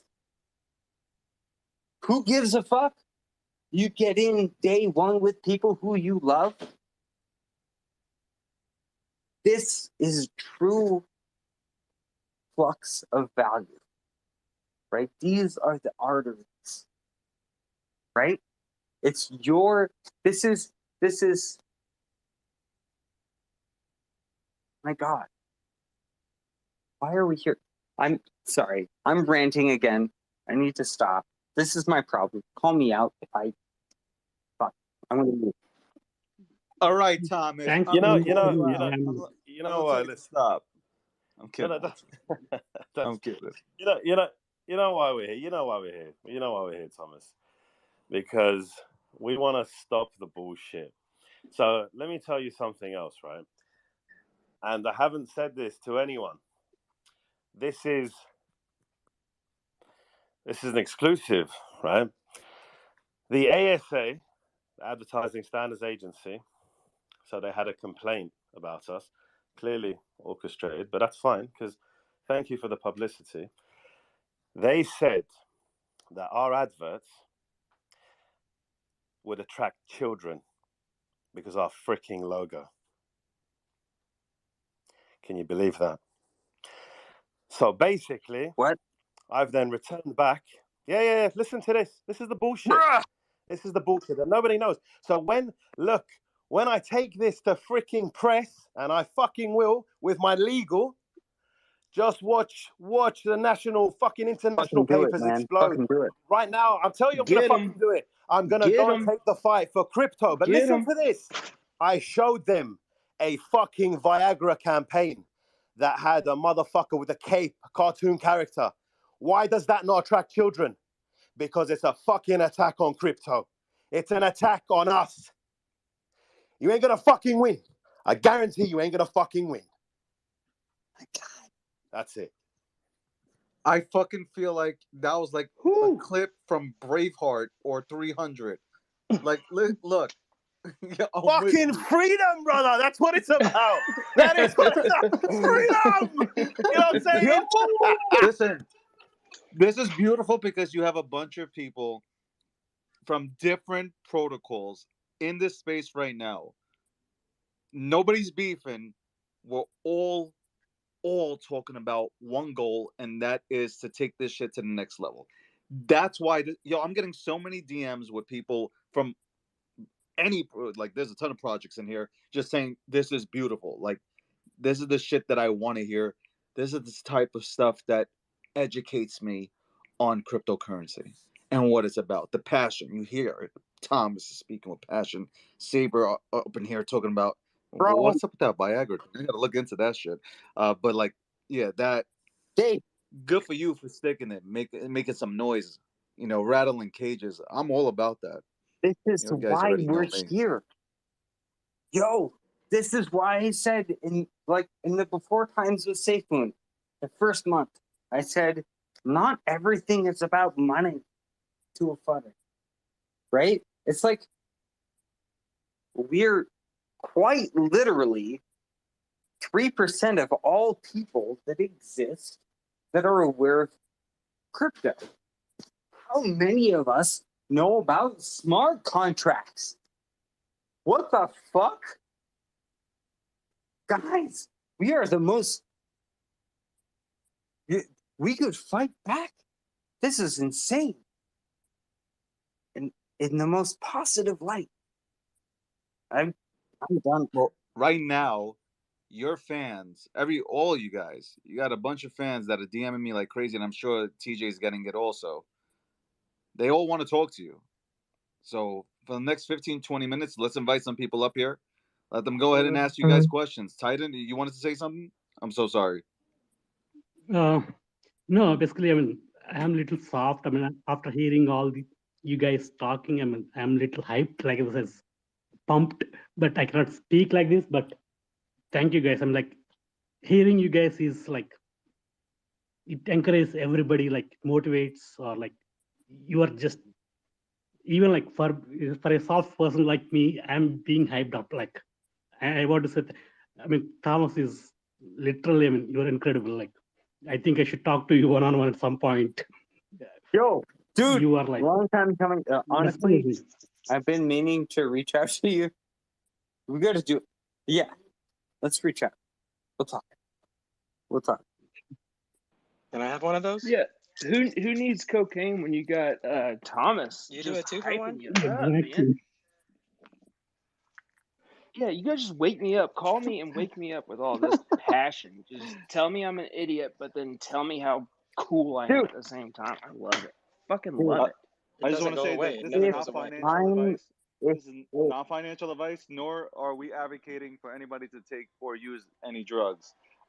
Just wanted to mention that real quick. In the end, if all I am is a reflection on you to hype you up, that's what I'm here for, right? Use the construct of me in any way that you need to participate. Let's fucking go.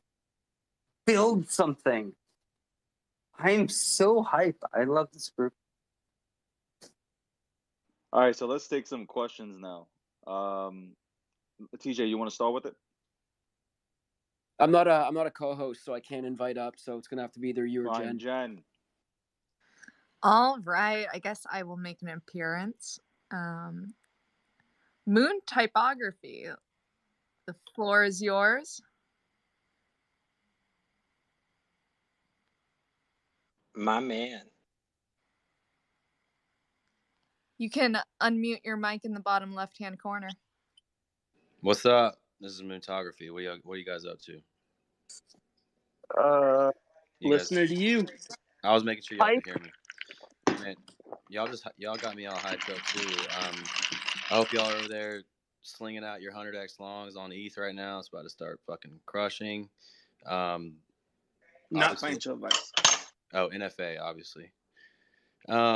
Obviously, code's my love language. Ask my wife. I get sexy on ternary and bitwise operators, but love Solidity, love writing code. Saber, what's up? Miss you, bro. We'll talk to you guys later. Just wanted to say what's up. Yo, brother. Miss you too, man.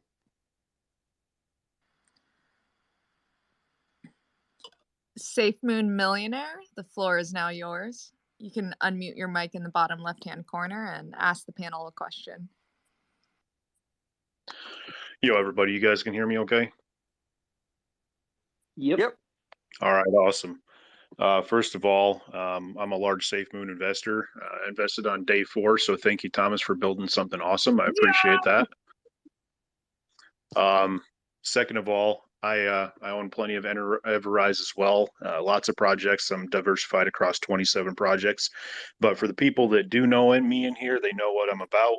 The people that do not, I run a financial advising firm. I started the company, and as of today, I sold all 3 of my companies for substantial gains. And I'm going to let you know that I am one of the very, very, very, very few financial advisor firms that will actually talk to their clients about crypto. And the thing that's fucked up about that is I will go to financial advisor firms. I will go to all of these different get-togethers. And when they find out that I talk to my clients about crypto, I'll sit at the bar alone. Nobody wants to talk to me. I'm shunned over it. And it's kind of fucked up because now they're going to be able to look up and see that I sold my company. It's going to be the 3rd largest financial advisement firm sell-off that's ever happened in the state of Tennessee. And when they all don't want to talk about crypto, and that's what I push to my clients, they can suck it because fuck them guys. This is what it's all about. We know where this is going. Safe Moon, EverRise, Patcoin, all you guys, you're fucking amazing. You're bringing financial freedom to people that have not had it. I've been fortunate in life to work myself up to where I am. I didn't necessarily have a question. I just wanted to come up and say I'm 100% on board with you guys. I wish that more people could open their eyes And maybe somebody needs to start a coin called lobbyist coin, where all the money that goes to that coin goes towards lobbyists that go to DC and push cryptocurrency on these people that don't have their fucking eyes open, because I don't know how else we're going to do it. They're so afraid of this space that it drives me fucking insane. And I can tell you right now, based on what I have on SafeMoon, I am probably going to push money towards lobbyists out of my personal pocket to push the right agenda in DC, because I'm sick and tired of that fucking shit. So thank you, Thomas. Thank you, David, EverRise, all you guys up here. You guys kick ass. Hey, what Holy part of shit. Tennessee are you from? Just real quick. Yeah, I'm from Tennessee as well, man. Well, I'm from Knoxville. I live in Knoxville. I live in Nashville. I'm Oh, right shit. outside of Nashville. Guys, That's it. That's all. as much as I would love to tell you all that, I am very private when it comes to online, especially with the enterprise. What's your that I'm part of. address? Yeah, what's my address? Yeah, I live on the side of a mountain. That's about as far as I'll say. Wait, But Yeah, you don't I know have where your that is. social? Yeah. what's that, Thomas? I'm talking shit. Thomas, if you want my social, you DM No, me, man. no. I will never take your social. I never take your credit keys. Don't worry. No, but listen, everybody calls Thomas the Wizard. He is the Wizard. But I want everybody to realize he's not the only person in this space. It doesn't matter if you guys are all about SafeMoon, if you're all about EverRise, or PackMoon, whatever. It doesn't matter. We're all in this together. There's a big movement right now I don't know if it started with the SafeMoon Army, but we're really pushing it to where, me personally, I open up spaces, Crypto Young does, SafeMoon Soldier does, and all these people, Randolph, Gandalf, they all open these spaces, and we have been actively inviting other communities. We want Sheeb and Dogecoin and I can't remember, Centtiva, or however you say it. We want you guys to come into our spaces. And if you don't want to come up and speak, that's fine. Don't speak, but sit there and listen to the passion that we have about our projects, because I've been doing that. And when I go into these other projects, I'm getting super fucking stoked and super passionate about every space in here, because you guys in these other spaces are just as passionate, if not more passionate, than we are in the SafeMoon spaces. So if you're on here listening, you see them spaces open, follow everybody that's in here and go to those spaces, enjoy each other. Let's build a huge community and fuck up the DC establishment, because that's what it's going to end up needing to be happen. I appreciate you coming Cross up here, community. and definitely appreciate that. I'm gonna roll through My this, but we have friends, so many people waiting, and they want to ask everybody questions. So let's bring up Trav Smith up here. Trav Smith, you're next. look, before he comes up, it's not us versus DC. It's us versus New York. It's other old school nerds. It's old money. It's new money versus old money. Right? So when it comes to regulation, it's simply because they don't understand. Right? You wouldn't kick a kid in the face for not understanding our system that we built. Right? So let's continue to build this system and help the kids understand what it is that we're doing without kicking them in the face. Right? And that's what the Senate and the House and the Congress is. They're kids compared to us with our understanding of what we know.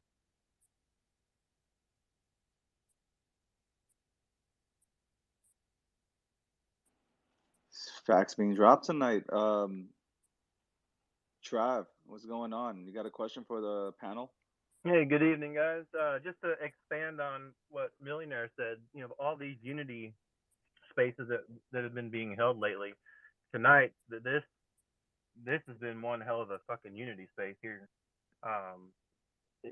With Papa's passion, and like I've had Thomas's back forever since this project started, and now after tonight hearing this passion behind him, I'm behind him 1,000% more. This is what we talk about all the time: is to bring the community together. We're not enemies. We're not enemies. We might be into different protocols because we like the utility that's being brought by them, but we do not have to be enemies. We are here for the same cause. So yeah, it is beautiful. I echo your thoughts. It is beautiful when everybody can sit here from different platforms and we can talk like mature adults. Especially tonight, bringing that passion. I love this shit. I live for this shit. And I wanted to say too, as far as a unity thing, there's always these crypto conventions in Miami or here and there. Why don't we have a unity convention at fucking Capitol Hill in D.C. and rally together and show these politicians what the fuck we're talking about? Well, I think they tried that, didn't they? I Just think kidding. I think it's We Coin don't want to Center. do that. So Coin Center is supposed to go ahead and advocate for us, and apparently, from what from a space that I was in, people were stating that they really haven't or they can't do anything. So maybe we should, yeah, maybe we should all come together and start something to have our voices heard peacefully. We don't have, Mm-hmm. there's no violence involved here. This is peaceful. This is extremely peaceful. One thing that can happen, and people, I guess it's realized, maybe not, but crypto's blockchain technology can't, it can't be taken down at this point. It can't go anywhere. Like they can't just get rid of cryptocurrency. It's there. It's almost impossible to fully just delete it. And the more that these large institutional investors are into it, they're not going to lose money. They're definitely going to not want to pay taxes. It's going to go to us, and that needs to change. Blah blah. Because I agree with everything you guys are saying.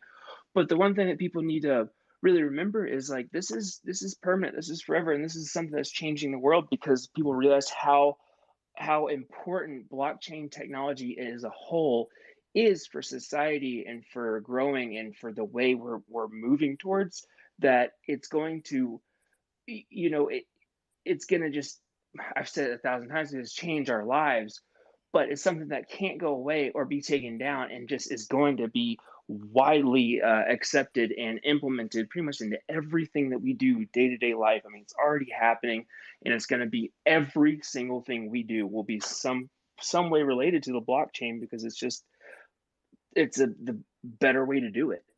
For sure. Um, who's up? I just brought somebody up here, but they left. I guess I'll bring on Shy.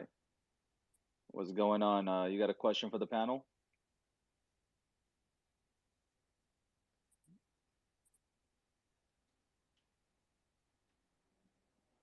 Shy, you're up here. The mic's yours. Hey, how's everybody doing tonight? Good. Everybody's good. Yeah, I just want to give a little shout out uh, to Gostin and all of them creating the space, making this possible. To you, Thomas, for the amazing things that you've done and that you are going to do, and for your positivity. Um, and I just wanted to kind of make a couple comments about some of the stuff we had talked or that that you guys have brought up, and like talking about the old money, the old ways, the competition, and all that, and then and waking people up. But the one thing that I just want to my opinion, anyways, that I want to bring to people's attention is beware of lingo. Because one thing that's going to happen is, you know, like somebody said, they can't stop it, and they already know that. They know they can't stop it. So that's why they're having these meetings and using these words like regulation and helping protect you, the investor, because there's no protection in place. And these are the ways that other entities get involved and get their hands in the things. The whole vampire concept is what I call it. They're not in until you invite them in, and that's the way they get invited in is with these words of regulation and trying to help us. Well, you haven't been helping us for a really long time. That's why we just decided to step up and help ourselves.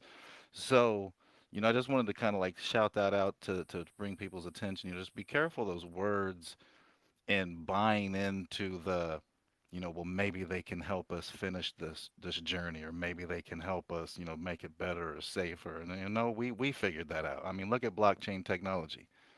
Those corporations have stepped out before blockchain's really even really just hardcore yet. Still in its infant stages, I feel like. Corporations have already reached out to all these different blockchain technologies to bring it in because they know what it is. And we're reinventing things. We're redoing and remaking things the way that they should have been done in the first place, is the way I feel. And another thing I just wanted to touch on is like we were talking about, the unity and the way that, this tribalism kicks in sometimes. And when I look at it, I'm a person that likes to look at things at 1,000 different angles because I'm weird like that. And it's kind of funny because I feel like a lot of this tribalism is really fake, if I'm just blunt about it, because a lot of us who are into crypto and feel the true capability of crypto are also people who don't have a whole lot of money to be able to put into crypto. We're investing pennies that we don't even really have, to be honest with you. We're sacrificing our meals so our kids can eat, but we're taking our meal and putting it in crypto type scenarios. At least I'm one of those, and I know quite a few others. And and a lot of times the cryptos that we get involved with are by opportunity, whether it's community or the fact that it's all we can afford. I mean, think about some of those expensive cryptos. You think that, people that talk crap about it, if they really didn't have the opportunity that they would get involved in those cryptos, they would. It's just they can't because the opportunity is not there, so they've got theirs. And then we fall in love with our community, and you hear all these same things of, nobody's better than this and nobody's better than that, and it's like Thomas and John, and I hear all the time, it's we all rise together. That's what I always say. We rise together. And like I think Thomas just tweeted out a minute ago, that competition, that's old ways of doing things. I mean, I didn't grow up in the greatest places. I grew up in the streets and here and there, but I also grew up with that mentality of unity. We all eat or none of us eat. And that's that mentality that I feel like the DeFi space is and has, and we should flourish with more and push out more. Is there's no reason to compete and get into all these disputes and all that, because there's plenty to go around. There really is, if you honestly look at it, get outside of the way we've been trained by culture and entities and corporations and businesses and governments, that there's this and there's that and there's a lack of this and there's a lack of that. There's really not. There's plenty to go around. It's just certain people want to keep it all, and we're disrupting that, which is awesome and it's beautiful. And that's what we need to push. And that's all I had to say. I apologize if I talk too much. Yo, dude, look at it this way. Like, despite the project you support, you bought into, we're here for the same goal. The same driver is behind everything. It's DeFi, right? If you're in SafeMoon, if you're in EverRise, if you're in Shiba, if you're in Pack, doesn't fucking matter. If you, the people who are here today are here because they believe in the industry they're in, unequivocally. And I hope that everyone here listening is here with us unequivocally too. This is fucked up, guys. Like, fuck anything you thought you learned in college, in anything. Economics. This is different. We're doing things different. I'll stop there, as I know I could. I'll jump in there quick, Thomas, man. I can second what you just said. I went to university, got a degree, 4 years. I say wasted because everything that I've done with moderate to, bigger levels of success are things that I've learned on my own, that I've gone and I've taken initiative on my own doing. And I wanted to educate myself. And the biggest win that I've had is by far DeFi and meeting all these amazing people and amazing communities and people who just love to build, innovate, and educate in this space. And you can't get that from sitting in a classroom and spending your night writing essays, about nothing, that things you don't care about, things that aren't going to change the world. I mean, you want to change the world, you want to make it a better place, you want to change people's lives, you start from within and you do it yourself, man. So I'm 100% on board with what you just said. My guy, fuck the projects we're working on. They're great, I'm sure. Good luck. Every fucking person here in DeFi is here because we want to see the end of fiat. We want to see what we're doing succeed, right? This is the upgrade on money.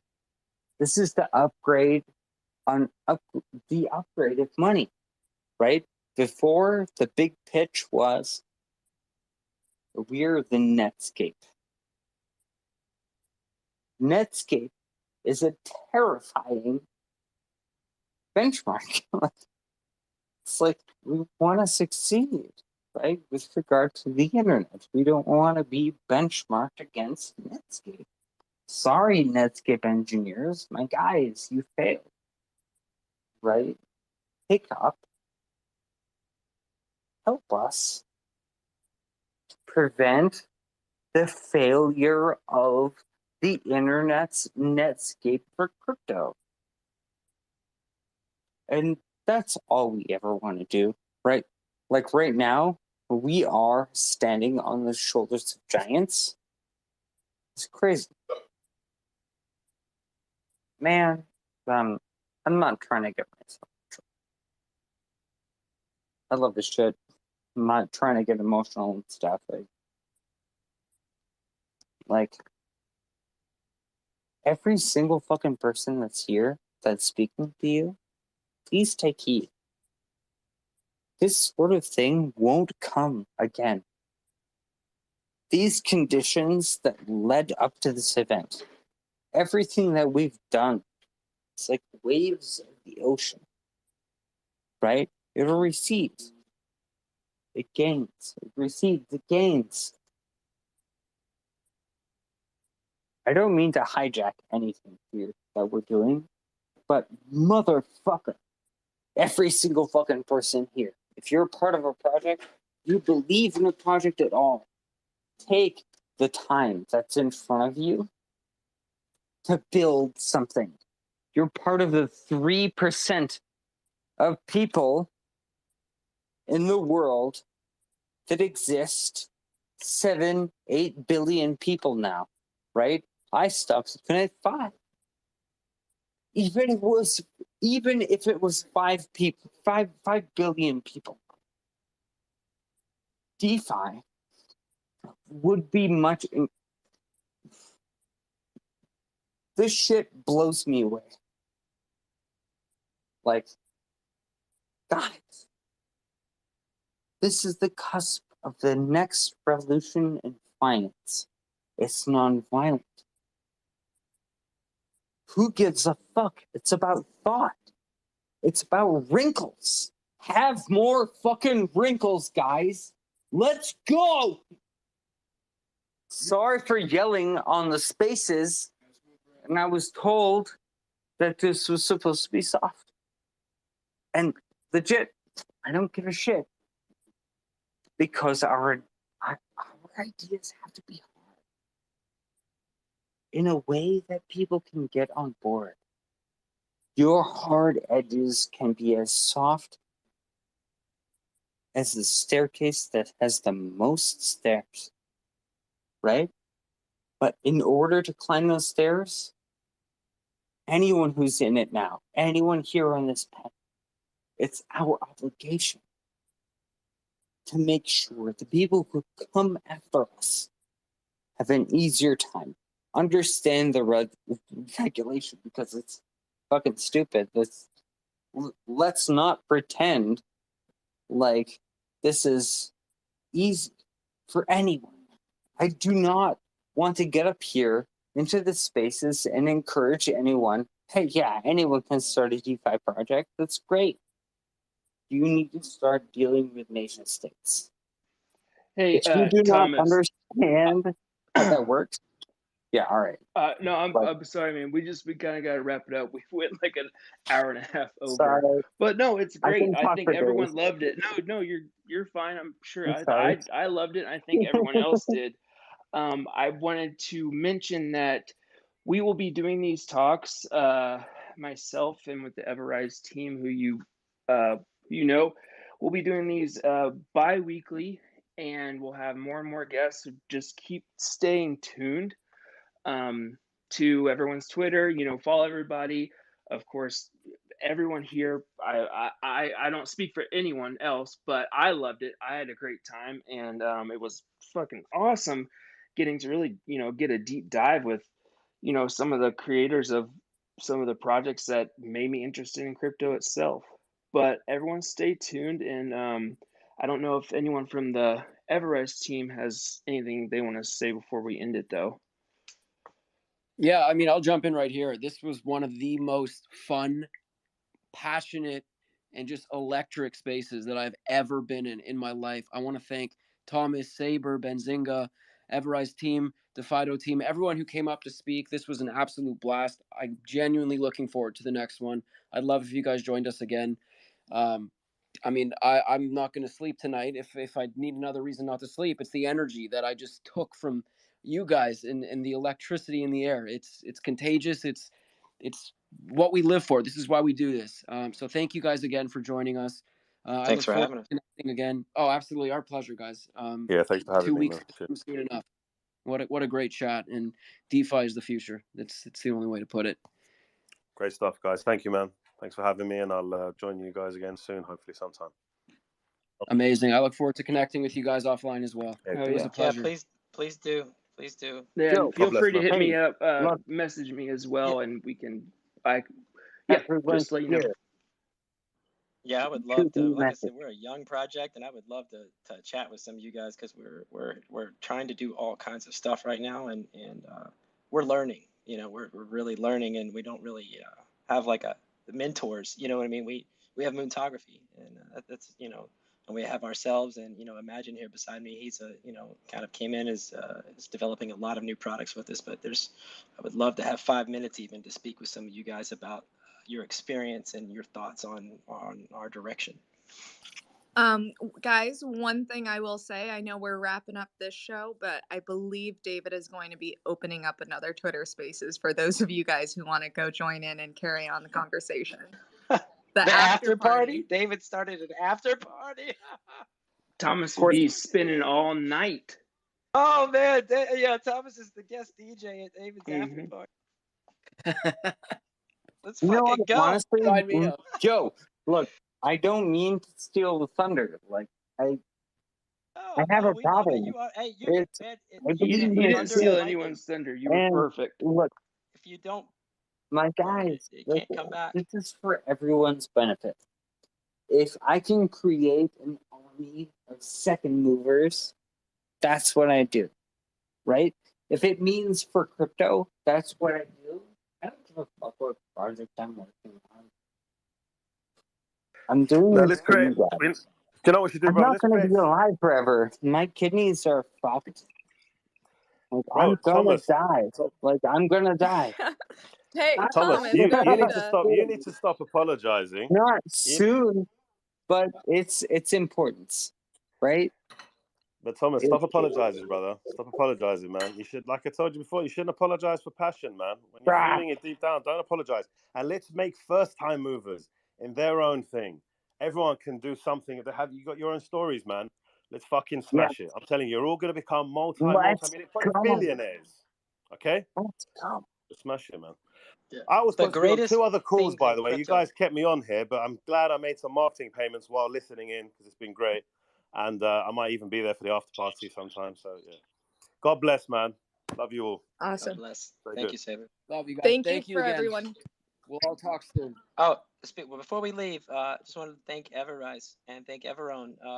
The Fido is now the first cross-chain Everown project, which is pretty awesome. So I just wanted to thank you guys for that and let you know that we're taking all the right steps and we're trying to make DeFi safer and talking about getting back to migration. And this is a move that we made that we've been working for and toward a long time, and it's a major milestone for us on our journey and our chapter of our story. So fuck yeah, thank you. Hell yeah, my dude. Love that. Awesome. On that note, guys, have a great rest of your evening. Maybe we'll see some of you at David's after party once he gets that spaces up. And thanks for tuning in. We'll see you guys in 2 weeks. Have a good one, everyone. Thanks. Okay. Well, that is done. Let's go ahead and talk for a couple minutes about that. So first off, I appreciate everybody for being here. I appreciate all you guys that hit the thumbs up like button. That was interesting. This Twitter space by EverRise, they mentioned that they were going to have somebody of a guest from SafeMoon and from Floki Inu and also from what was that other one? The other dog one. Defido, from Defido Coin. And when they first had the space up for a while, nobody from SafeMoon was coming in, and they didn't even mention who it was that was coming in. They didn't even say that we're still waiting on the person from SafeMoon. I don't think they mentioned that. Maybe they mentioned in the very beginning. And yeah, just so you guys that are watching the stream know, this will be recorded. This will be up on the channel. You can go back through. You can listen to everything from the very beginning. I did actually start up the stream before the space got underway. Okay? So if you missed anything, you want to go back and take a listen, there you go. We can tell that Thomas is really passionate about the project, and I'm not going to be cookie cutter on talking about this. I support SafeMoon. I believe in the project, and what I'm sharing with you guys, it's just one person's opinion, okay? So whatever I say, I hope you guys just take it with a grain of salt. Whether you agree with me, you disagree with me, it's just my opinion. You can type in the chat. I could technically type in the chat, but I have an opportunity since it's my live stream. I could just talk instead, right? I like the passion, personally, that Thomas, aka Papa, has for DeFi space. And, I agree with a lot of this stuff that he was talking about. Like, for example, politically, I'm only going to talk about this just slightly, but politically, I'm an independent as well. I'm registered as an independent. I'm not Democratic. I'm not a Republican. I have more bias typically towards one side. But yeah, like for example, Ted Cruz. Me personally, I don't really care for Ted Cruz. I disagree with a lot of the stuff, almost everything that I've seen come from him. But he is pushing a support for crypto. And I've heard him talk about crypto and trying to explain it to other members that are over there, right? So we need more of that. And if it starts with him for that specific argument and other people can join in, then I think we have a chance to be able to move forward. Whether they're Republican or Democratic or whatever, right? Like I think that the financial market that we have right now is a flawed system. And if we don't try to change it, we are doomed to repeat history, right? You have hyperinflation. It is a repeated base system. You can't just keep printing money forever and think that your problems are just going to go away. So there's that. On the other element, to be honest, I can't tell if Papa is really high or if he's drunk or he's tired or that was just him being him. Because I don't know him well enough to be able to compare it to a lot of things. It's not like we've actually heard Papa talk much. Most of the time when we see him, he's typing. He's typing on Twitter. He's typing in Discord. So there's not a lot to really be able to refer it to. There was one point, I didn't see where the icon was. Maybe you guys caught it or not. But I could hear the sound of a drink being made. It was the sound of glass. It was the sound of ice in a glass and something being poured into it. Does that mean that it was alcohol? Probably, but it doesn't necessarily mean for sure. It could have been soda. It could have been something else, right? In this instance, based on the context of everyone's adults, they're hanging out, and it's kind of late night, and people are trying to be chill and stuff, I would not be surprised if it was alcohol. Was it Thomas that did that? I don't know. A lot of F-bombs. You know, this is kind of like a casual-based space, but I think the problem is that you're like, hey, I'm off the clock. I'm just talking about the industry space with some other people. And if it wasn't broadcasted, you know, like the Twitter space had 1,200 people or 1,500 people, something like that, right? You got that many people that come into a space. It's very easy for you to say something, let it slip, and everyone just runs with it everywhere else, right? With that being said, I have some people in the live stream during the course of the stream who are showing a lot of concern over the fact that Thomas kept talking the way that he did.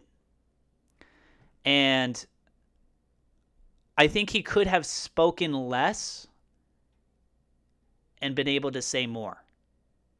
I hope that makes sense. You don't always need to speak more to say more. Sometimes you could speak less, and that has more volume. It has a bigger impact. And with other guests on there, moving forward, I really doubt that Papa's going to see this video. I really doubt that he's going to respond to this. I really doubt he'll even know anything about this. But I think what would be beneficial moving forward is if he realizes how big of an impact that he really has in this industry space, how big of a voice that he has, and how when he speaks, it causes ripples to go across, and it affects many other things. Investor sentiment has an effect on people's perceptions on him and his work capabilities of things, right?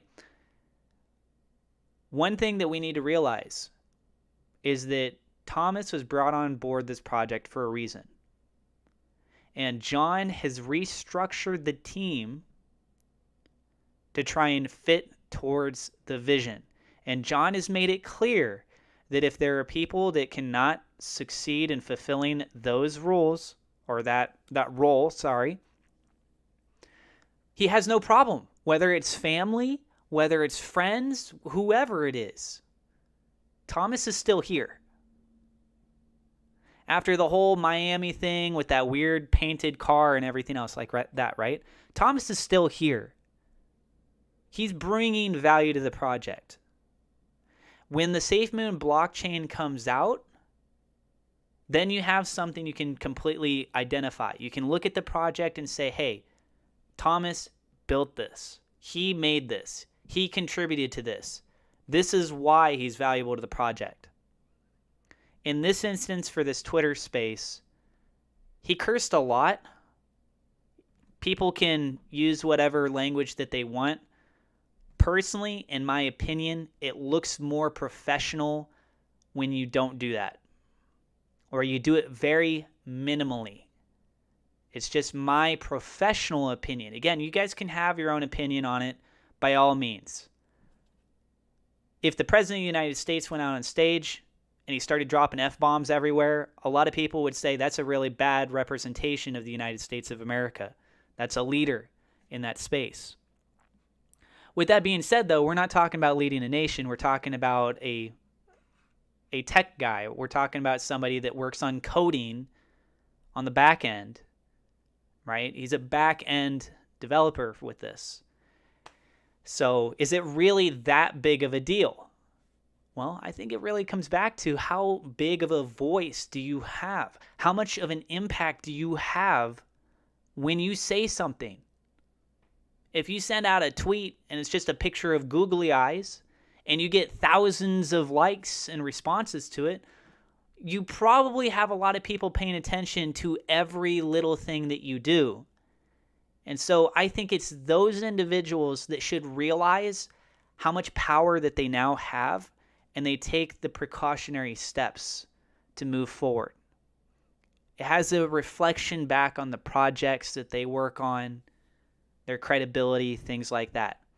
And I can tell based on your responses, some of you in my live stream chat during the live stream, that you guys had some concerns about the fact that he was saying some of the stuff that he was. He was saying it with passion.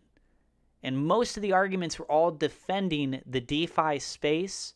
It was trashing on fiat. And I agree with this stuff. I don't like printed money. I don't like the government controlling our money. I think that the opportunities that comes with blockchain technology, with DeFi itself, and us collectively coming together and getting crap done, right?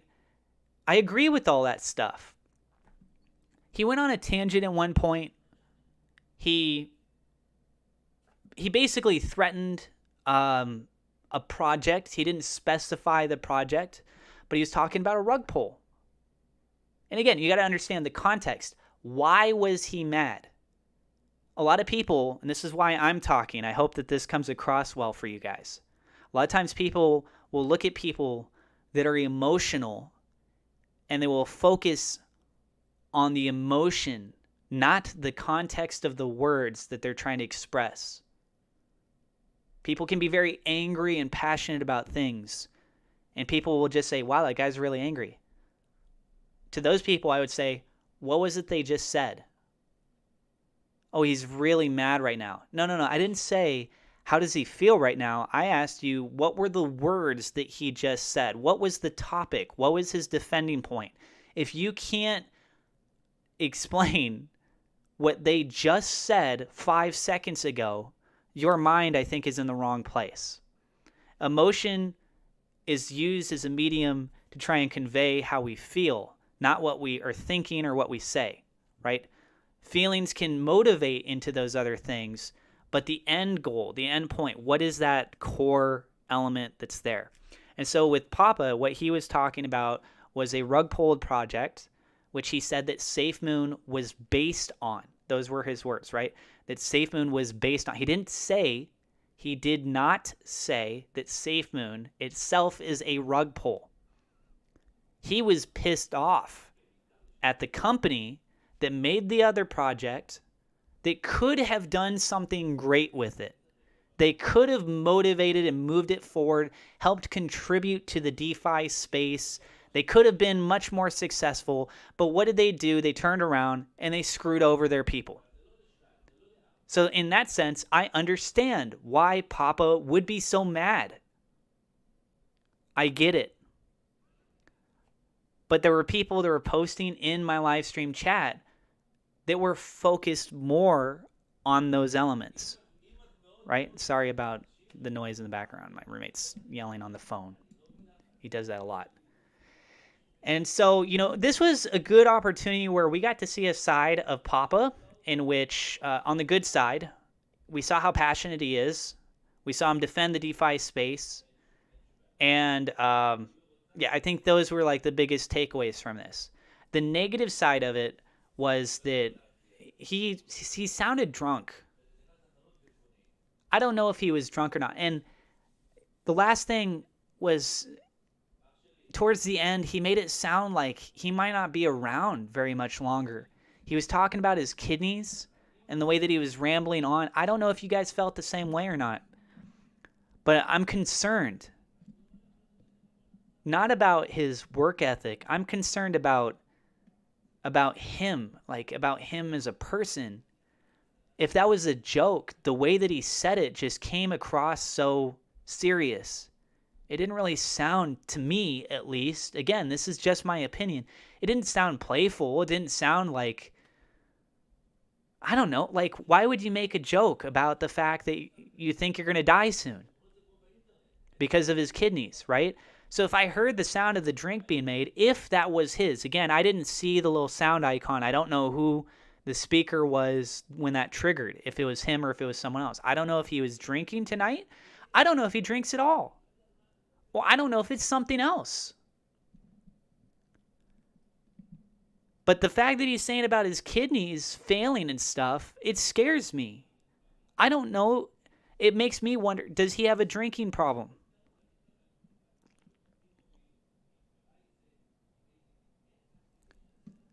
It worries me a little bit. I would be lying to you if I didn't mention that. I want him to be okay. I don't want anyone to go through that kind of stuff. I don't want any of you guys to go through something like that, you know? But I don't know him well enough. I don't know if he normally, when he talks, like for real, does he always sound like that? Most of the time I just see his texts in Discord or I see his texts on Twitter. That's it. I don't really know his personality. I don't know if he smokes weed. When I saw him in that Miami convention thing, I thought he looked like he was high. I thought he sounded high. That doesn't mean that he necessarily was. That was just my first impression of him. But again, as far as his work performance goes, he's pumping out work. John has restructured the team. I would be very surprised. I would be very, very surprised if they got rid of him. From everything I've been getting the vibe of, Papa is getting stuff done. He's a valuable asset to the team. This Twitter space, it didn't go the way that I thought it would. It was a bit more vulgar. It was a bit more gritty. It was a bit more real. And some people really like real, so I can understand that, you know? I think there's a balance you need to do, though, where you have you being real in the confines of a small group. And then there's you being professional when you're exposed to the masses. And it's a lot of pressure. But I think it's a learning experience. I don't know if he's going to look back at this and think, next time I should do this, I should do that. But for me in this one, I have mixed feelings. I have mixed feelings on it. I don't know how you guys feel. Feel free to let me know. But I care about him. I want him to be happy. I want him to be healthy. And I want him to stay on the Safe Moon team. I want him to be able to keep doing what he does best, which is coding, right?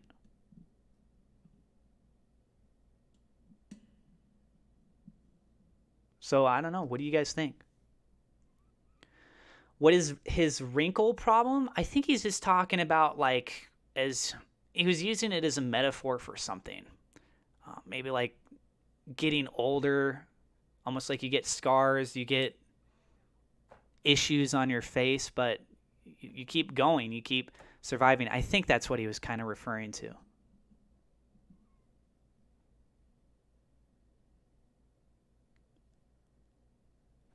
Papa did say not for a long while, but yeah, that got me concerned talking about his kidneys. Yeah. You think he got some bad news about his health and it went from there? I don't know.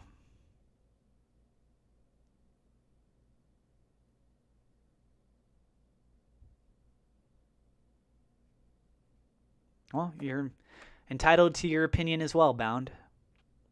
Like I said, I'm just giving you guys the pros and cons. You make with it whatever you want. I'm just sharing my point of view. And I didn't speak just negatively. I hope you guys understand that. And I'm not trying to come across like I'm attacking Papa. I want him to be happy. I want him to be healthy. I want him to stay on the Safe Moon team. Hey, Dwayne. He did an interview with Batman Crypto, and yes, he was drinking, but he wasn't that crazy like tonight.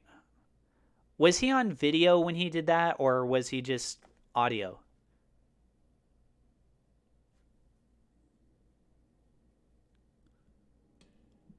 You can't listen to the spaces when your kid's around? Yeah. Well, just so you guys are aware, when I host my Twitter spaces, I am going to be trying to ask my speakers to not curse. I will say, I broadcast this on my channel, and I've had a history of kids coming in.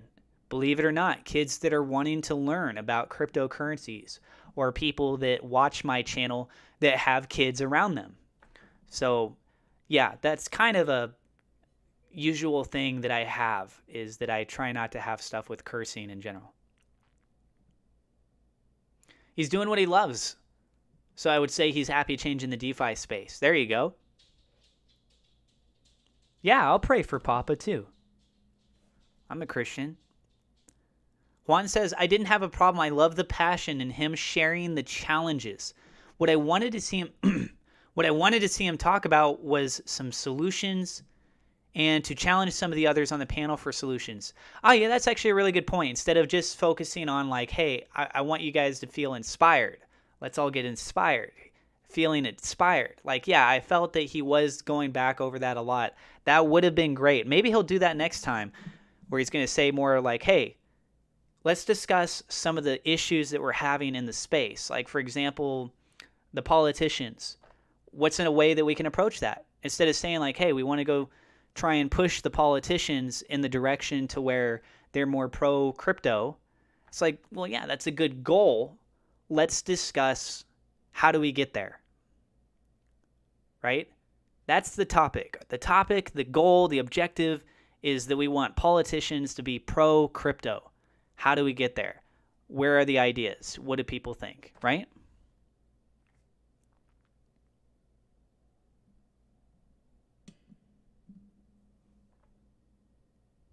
Like an Apple presentation?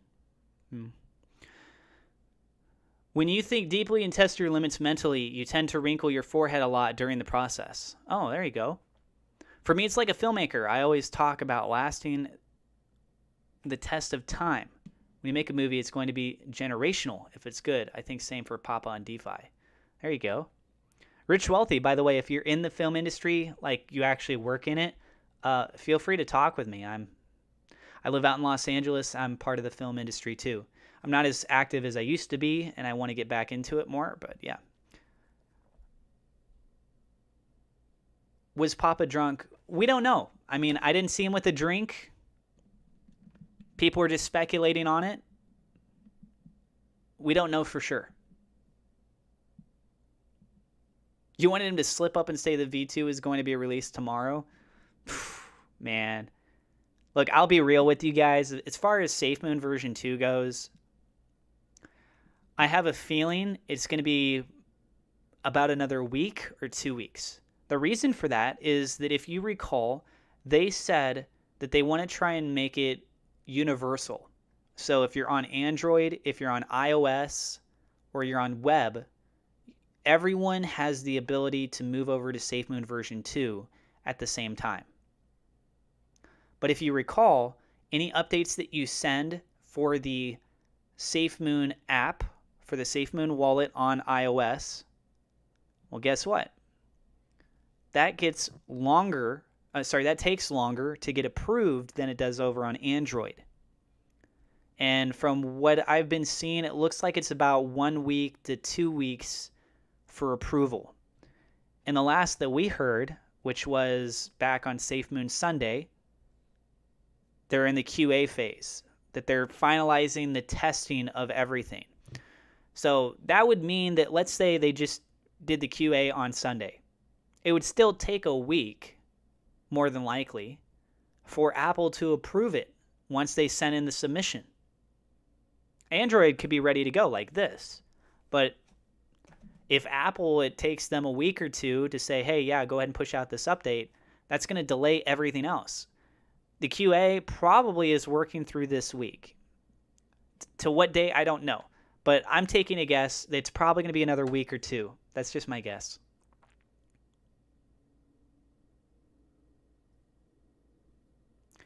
Telling people they have no class for some silly words you can't handle is lacking of class. Who was it that said that who has no class, Skinny Gorilla?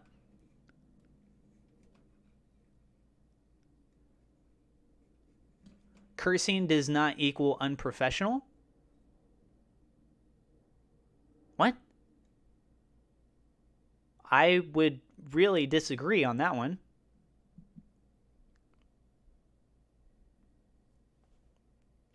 And we got Bitcoin taking further hit down right now. That's not good. Yeah, thank you so much, Rich. I appreciate you being here, dude. Oh my gosh, what is going on with Bitcoin? It's just vomiting so hard right now, guys. 56,296. Starting to bounce a little bit right there.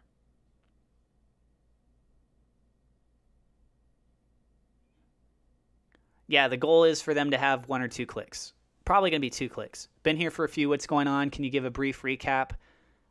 In brief, there was a Twitter space by EverRise, and they had some special guests come on board. There were some representatives from EverRise. There was a guest from Floki Inu. There was a guest from SafeMoon, which was Papa. And then there was also a guest from DeFido Token.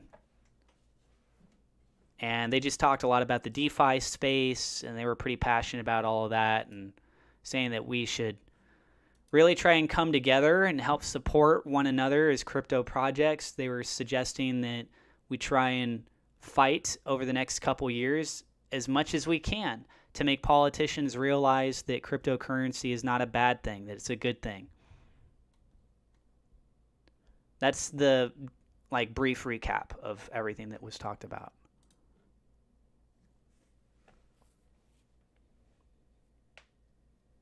DJ said Bitcoin is stepping down for a huge alt season coming next week. Hey, as long as I get rich.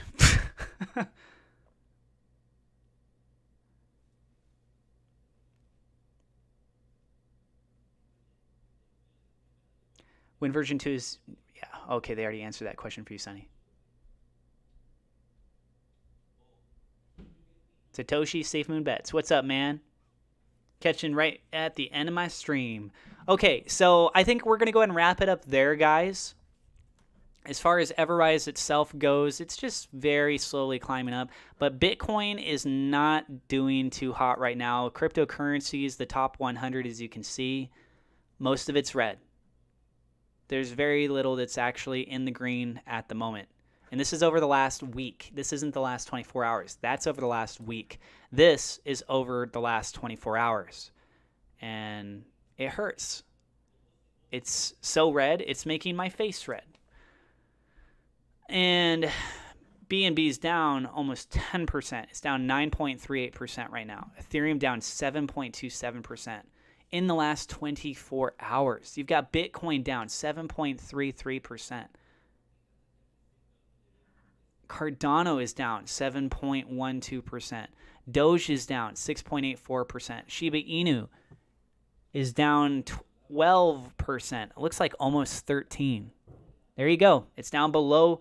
It's down 13% now. Like, this is a bad day on the market. But where do you buy? Do you buy it at the top or do you buy it at the bottom? Well, it depends. Do you want to make money? Because if you want to make money, you make more when it's at the bottom and then it goes up. If you buy at the top, well, it's going to go down and then you're left bag holding until it comes back to the same point and then it starts progressing again, right? So if you guys are looking for a buying opportunity, these are the times. You're taking a risk because you don't know if it's going to go down further or not. Sure. That's a risk that you take. But the probability of you making a profit is higher when you see red. It's not a guarantee, but you're playing the odds. No financial advice. You guys invest what you want, where you want, how you want. That's up to you, okay? Okay, so I'm going to go and wrap it up there. I do have referral links in the description if you guys want to get free cryptocurrency or free stock. I have a Patreon board if you want to be up on that. I put that up in all of my video uploads. You can be up on that for as little as $1 a month. I've got other options of things if you want to support the channel. This is what I do for a living. And also, if you guys are new, don't forget to hit subscribe, hit the thumbs up like button. It does help us out. And of course, click the bell icon so you know when we go live next time. I will probably be going live tomorrow. Okay? we'll see how things go, but I will probably go live tomorrow. And maybe I'll even host my own Twitter space. I want to play with things. I want to see if maybe I can, I don't know, talk on my phone, but have the audio just come through on the Twitter space on my computer. We'll have to see what I can do with it. All right? So thank you guys so much. You have a wonderful night. God bless. And I will see you guys in the next live stream.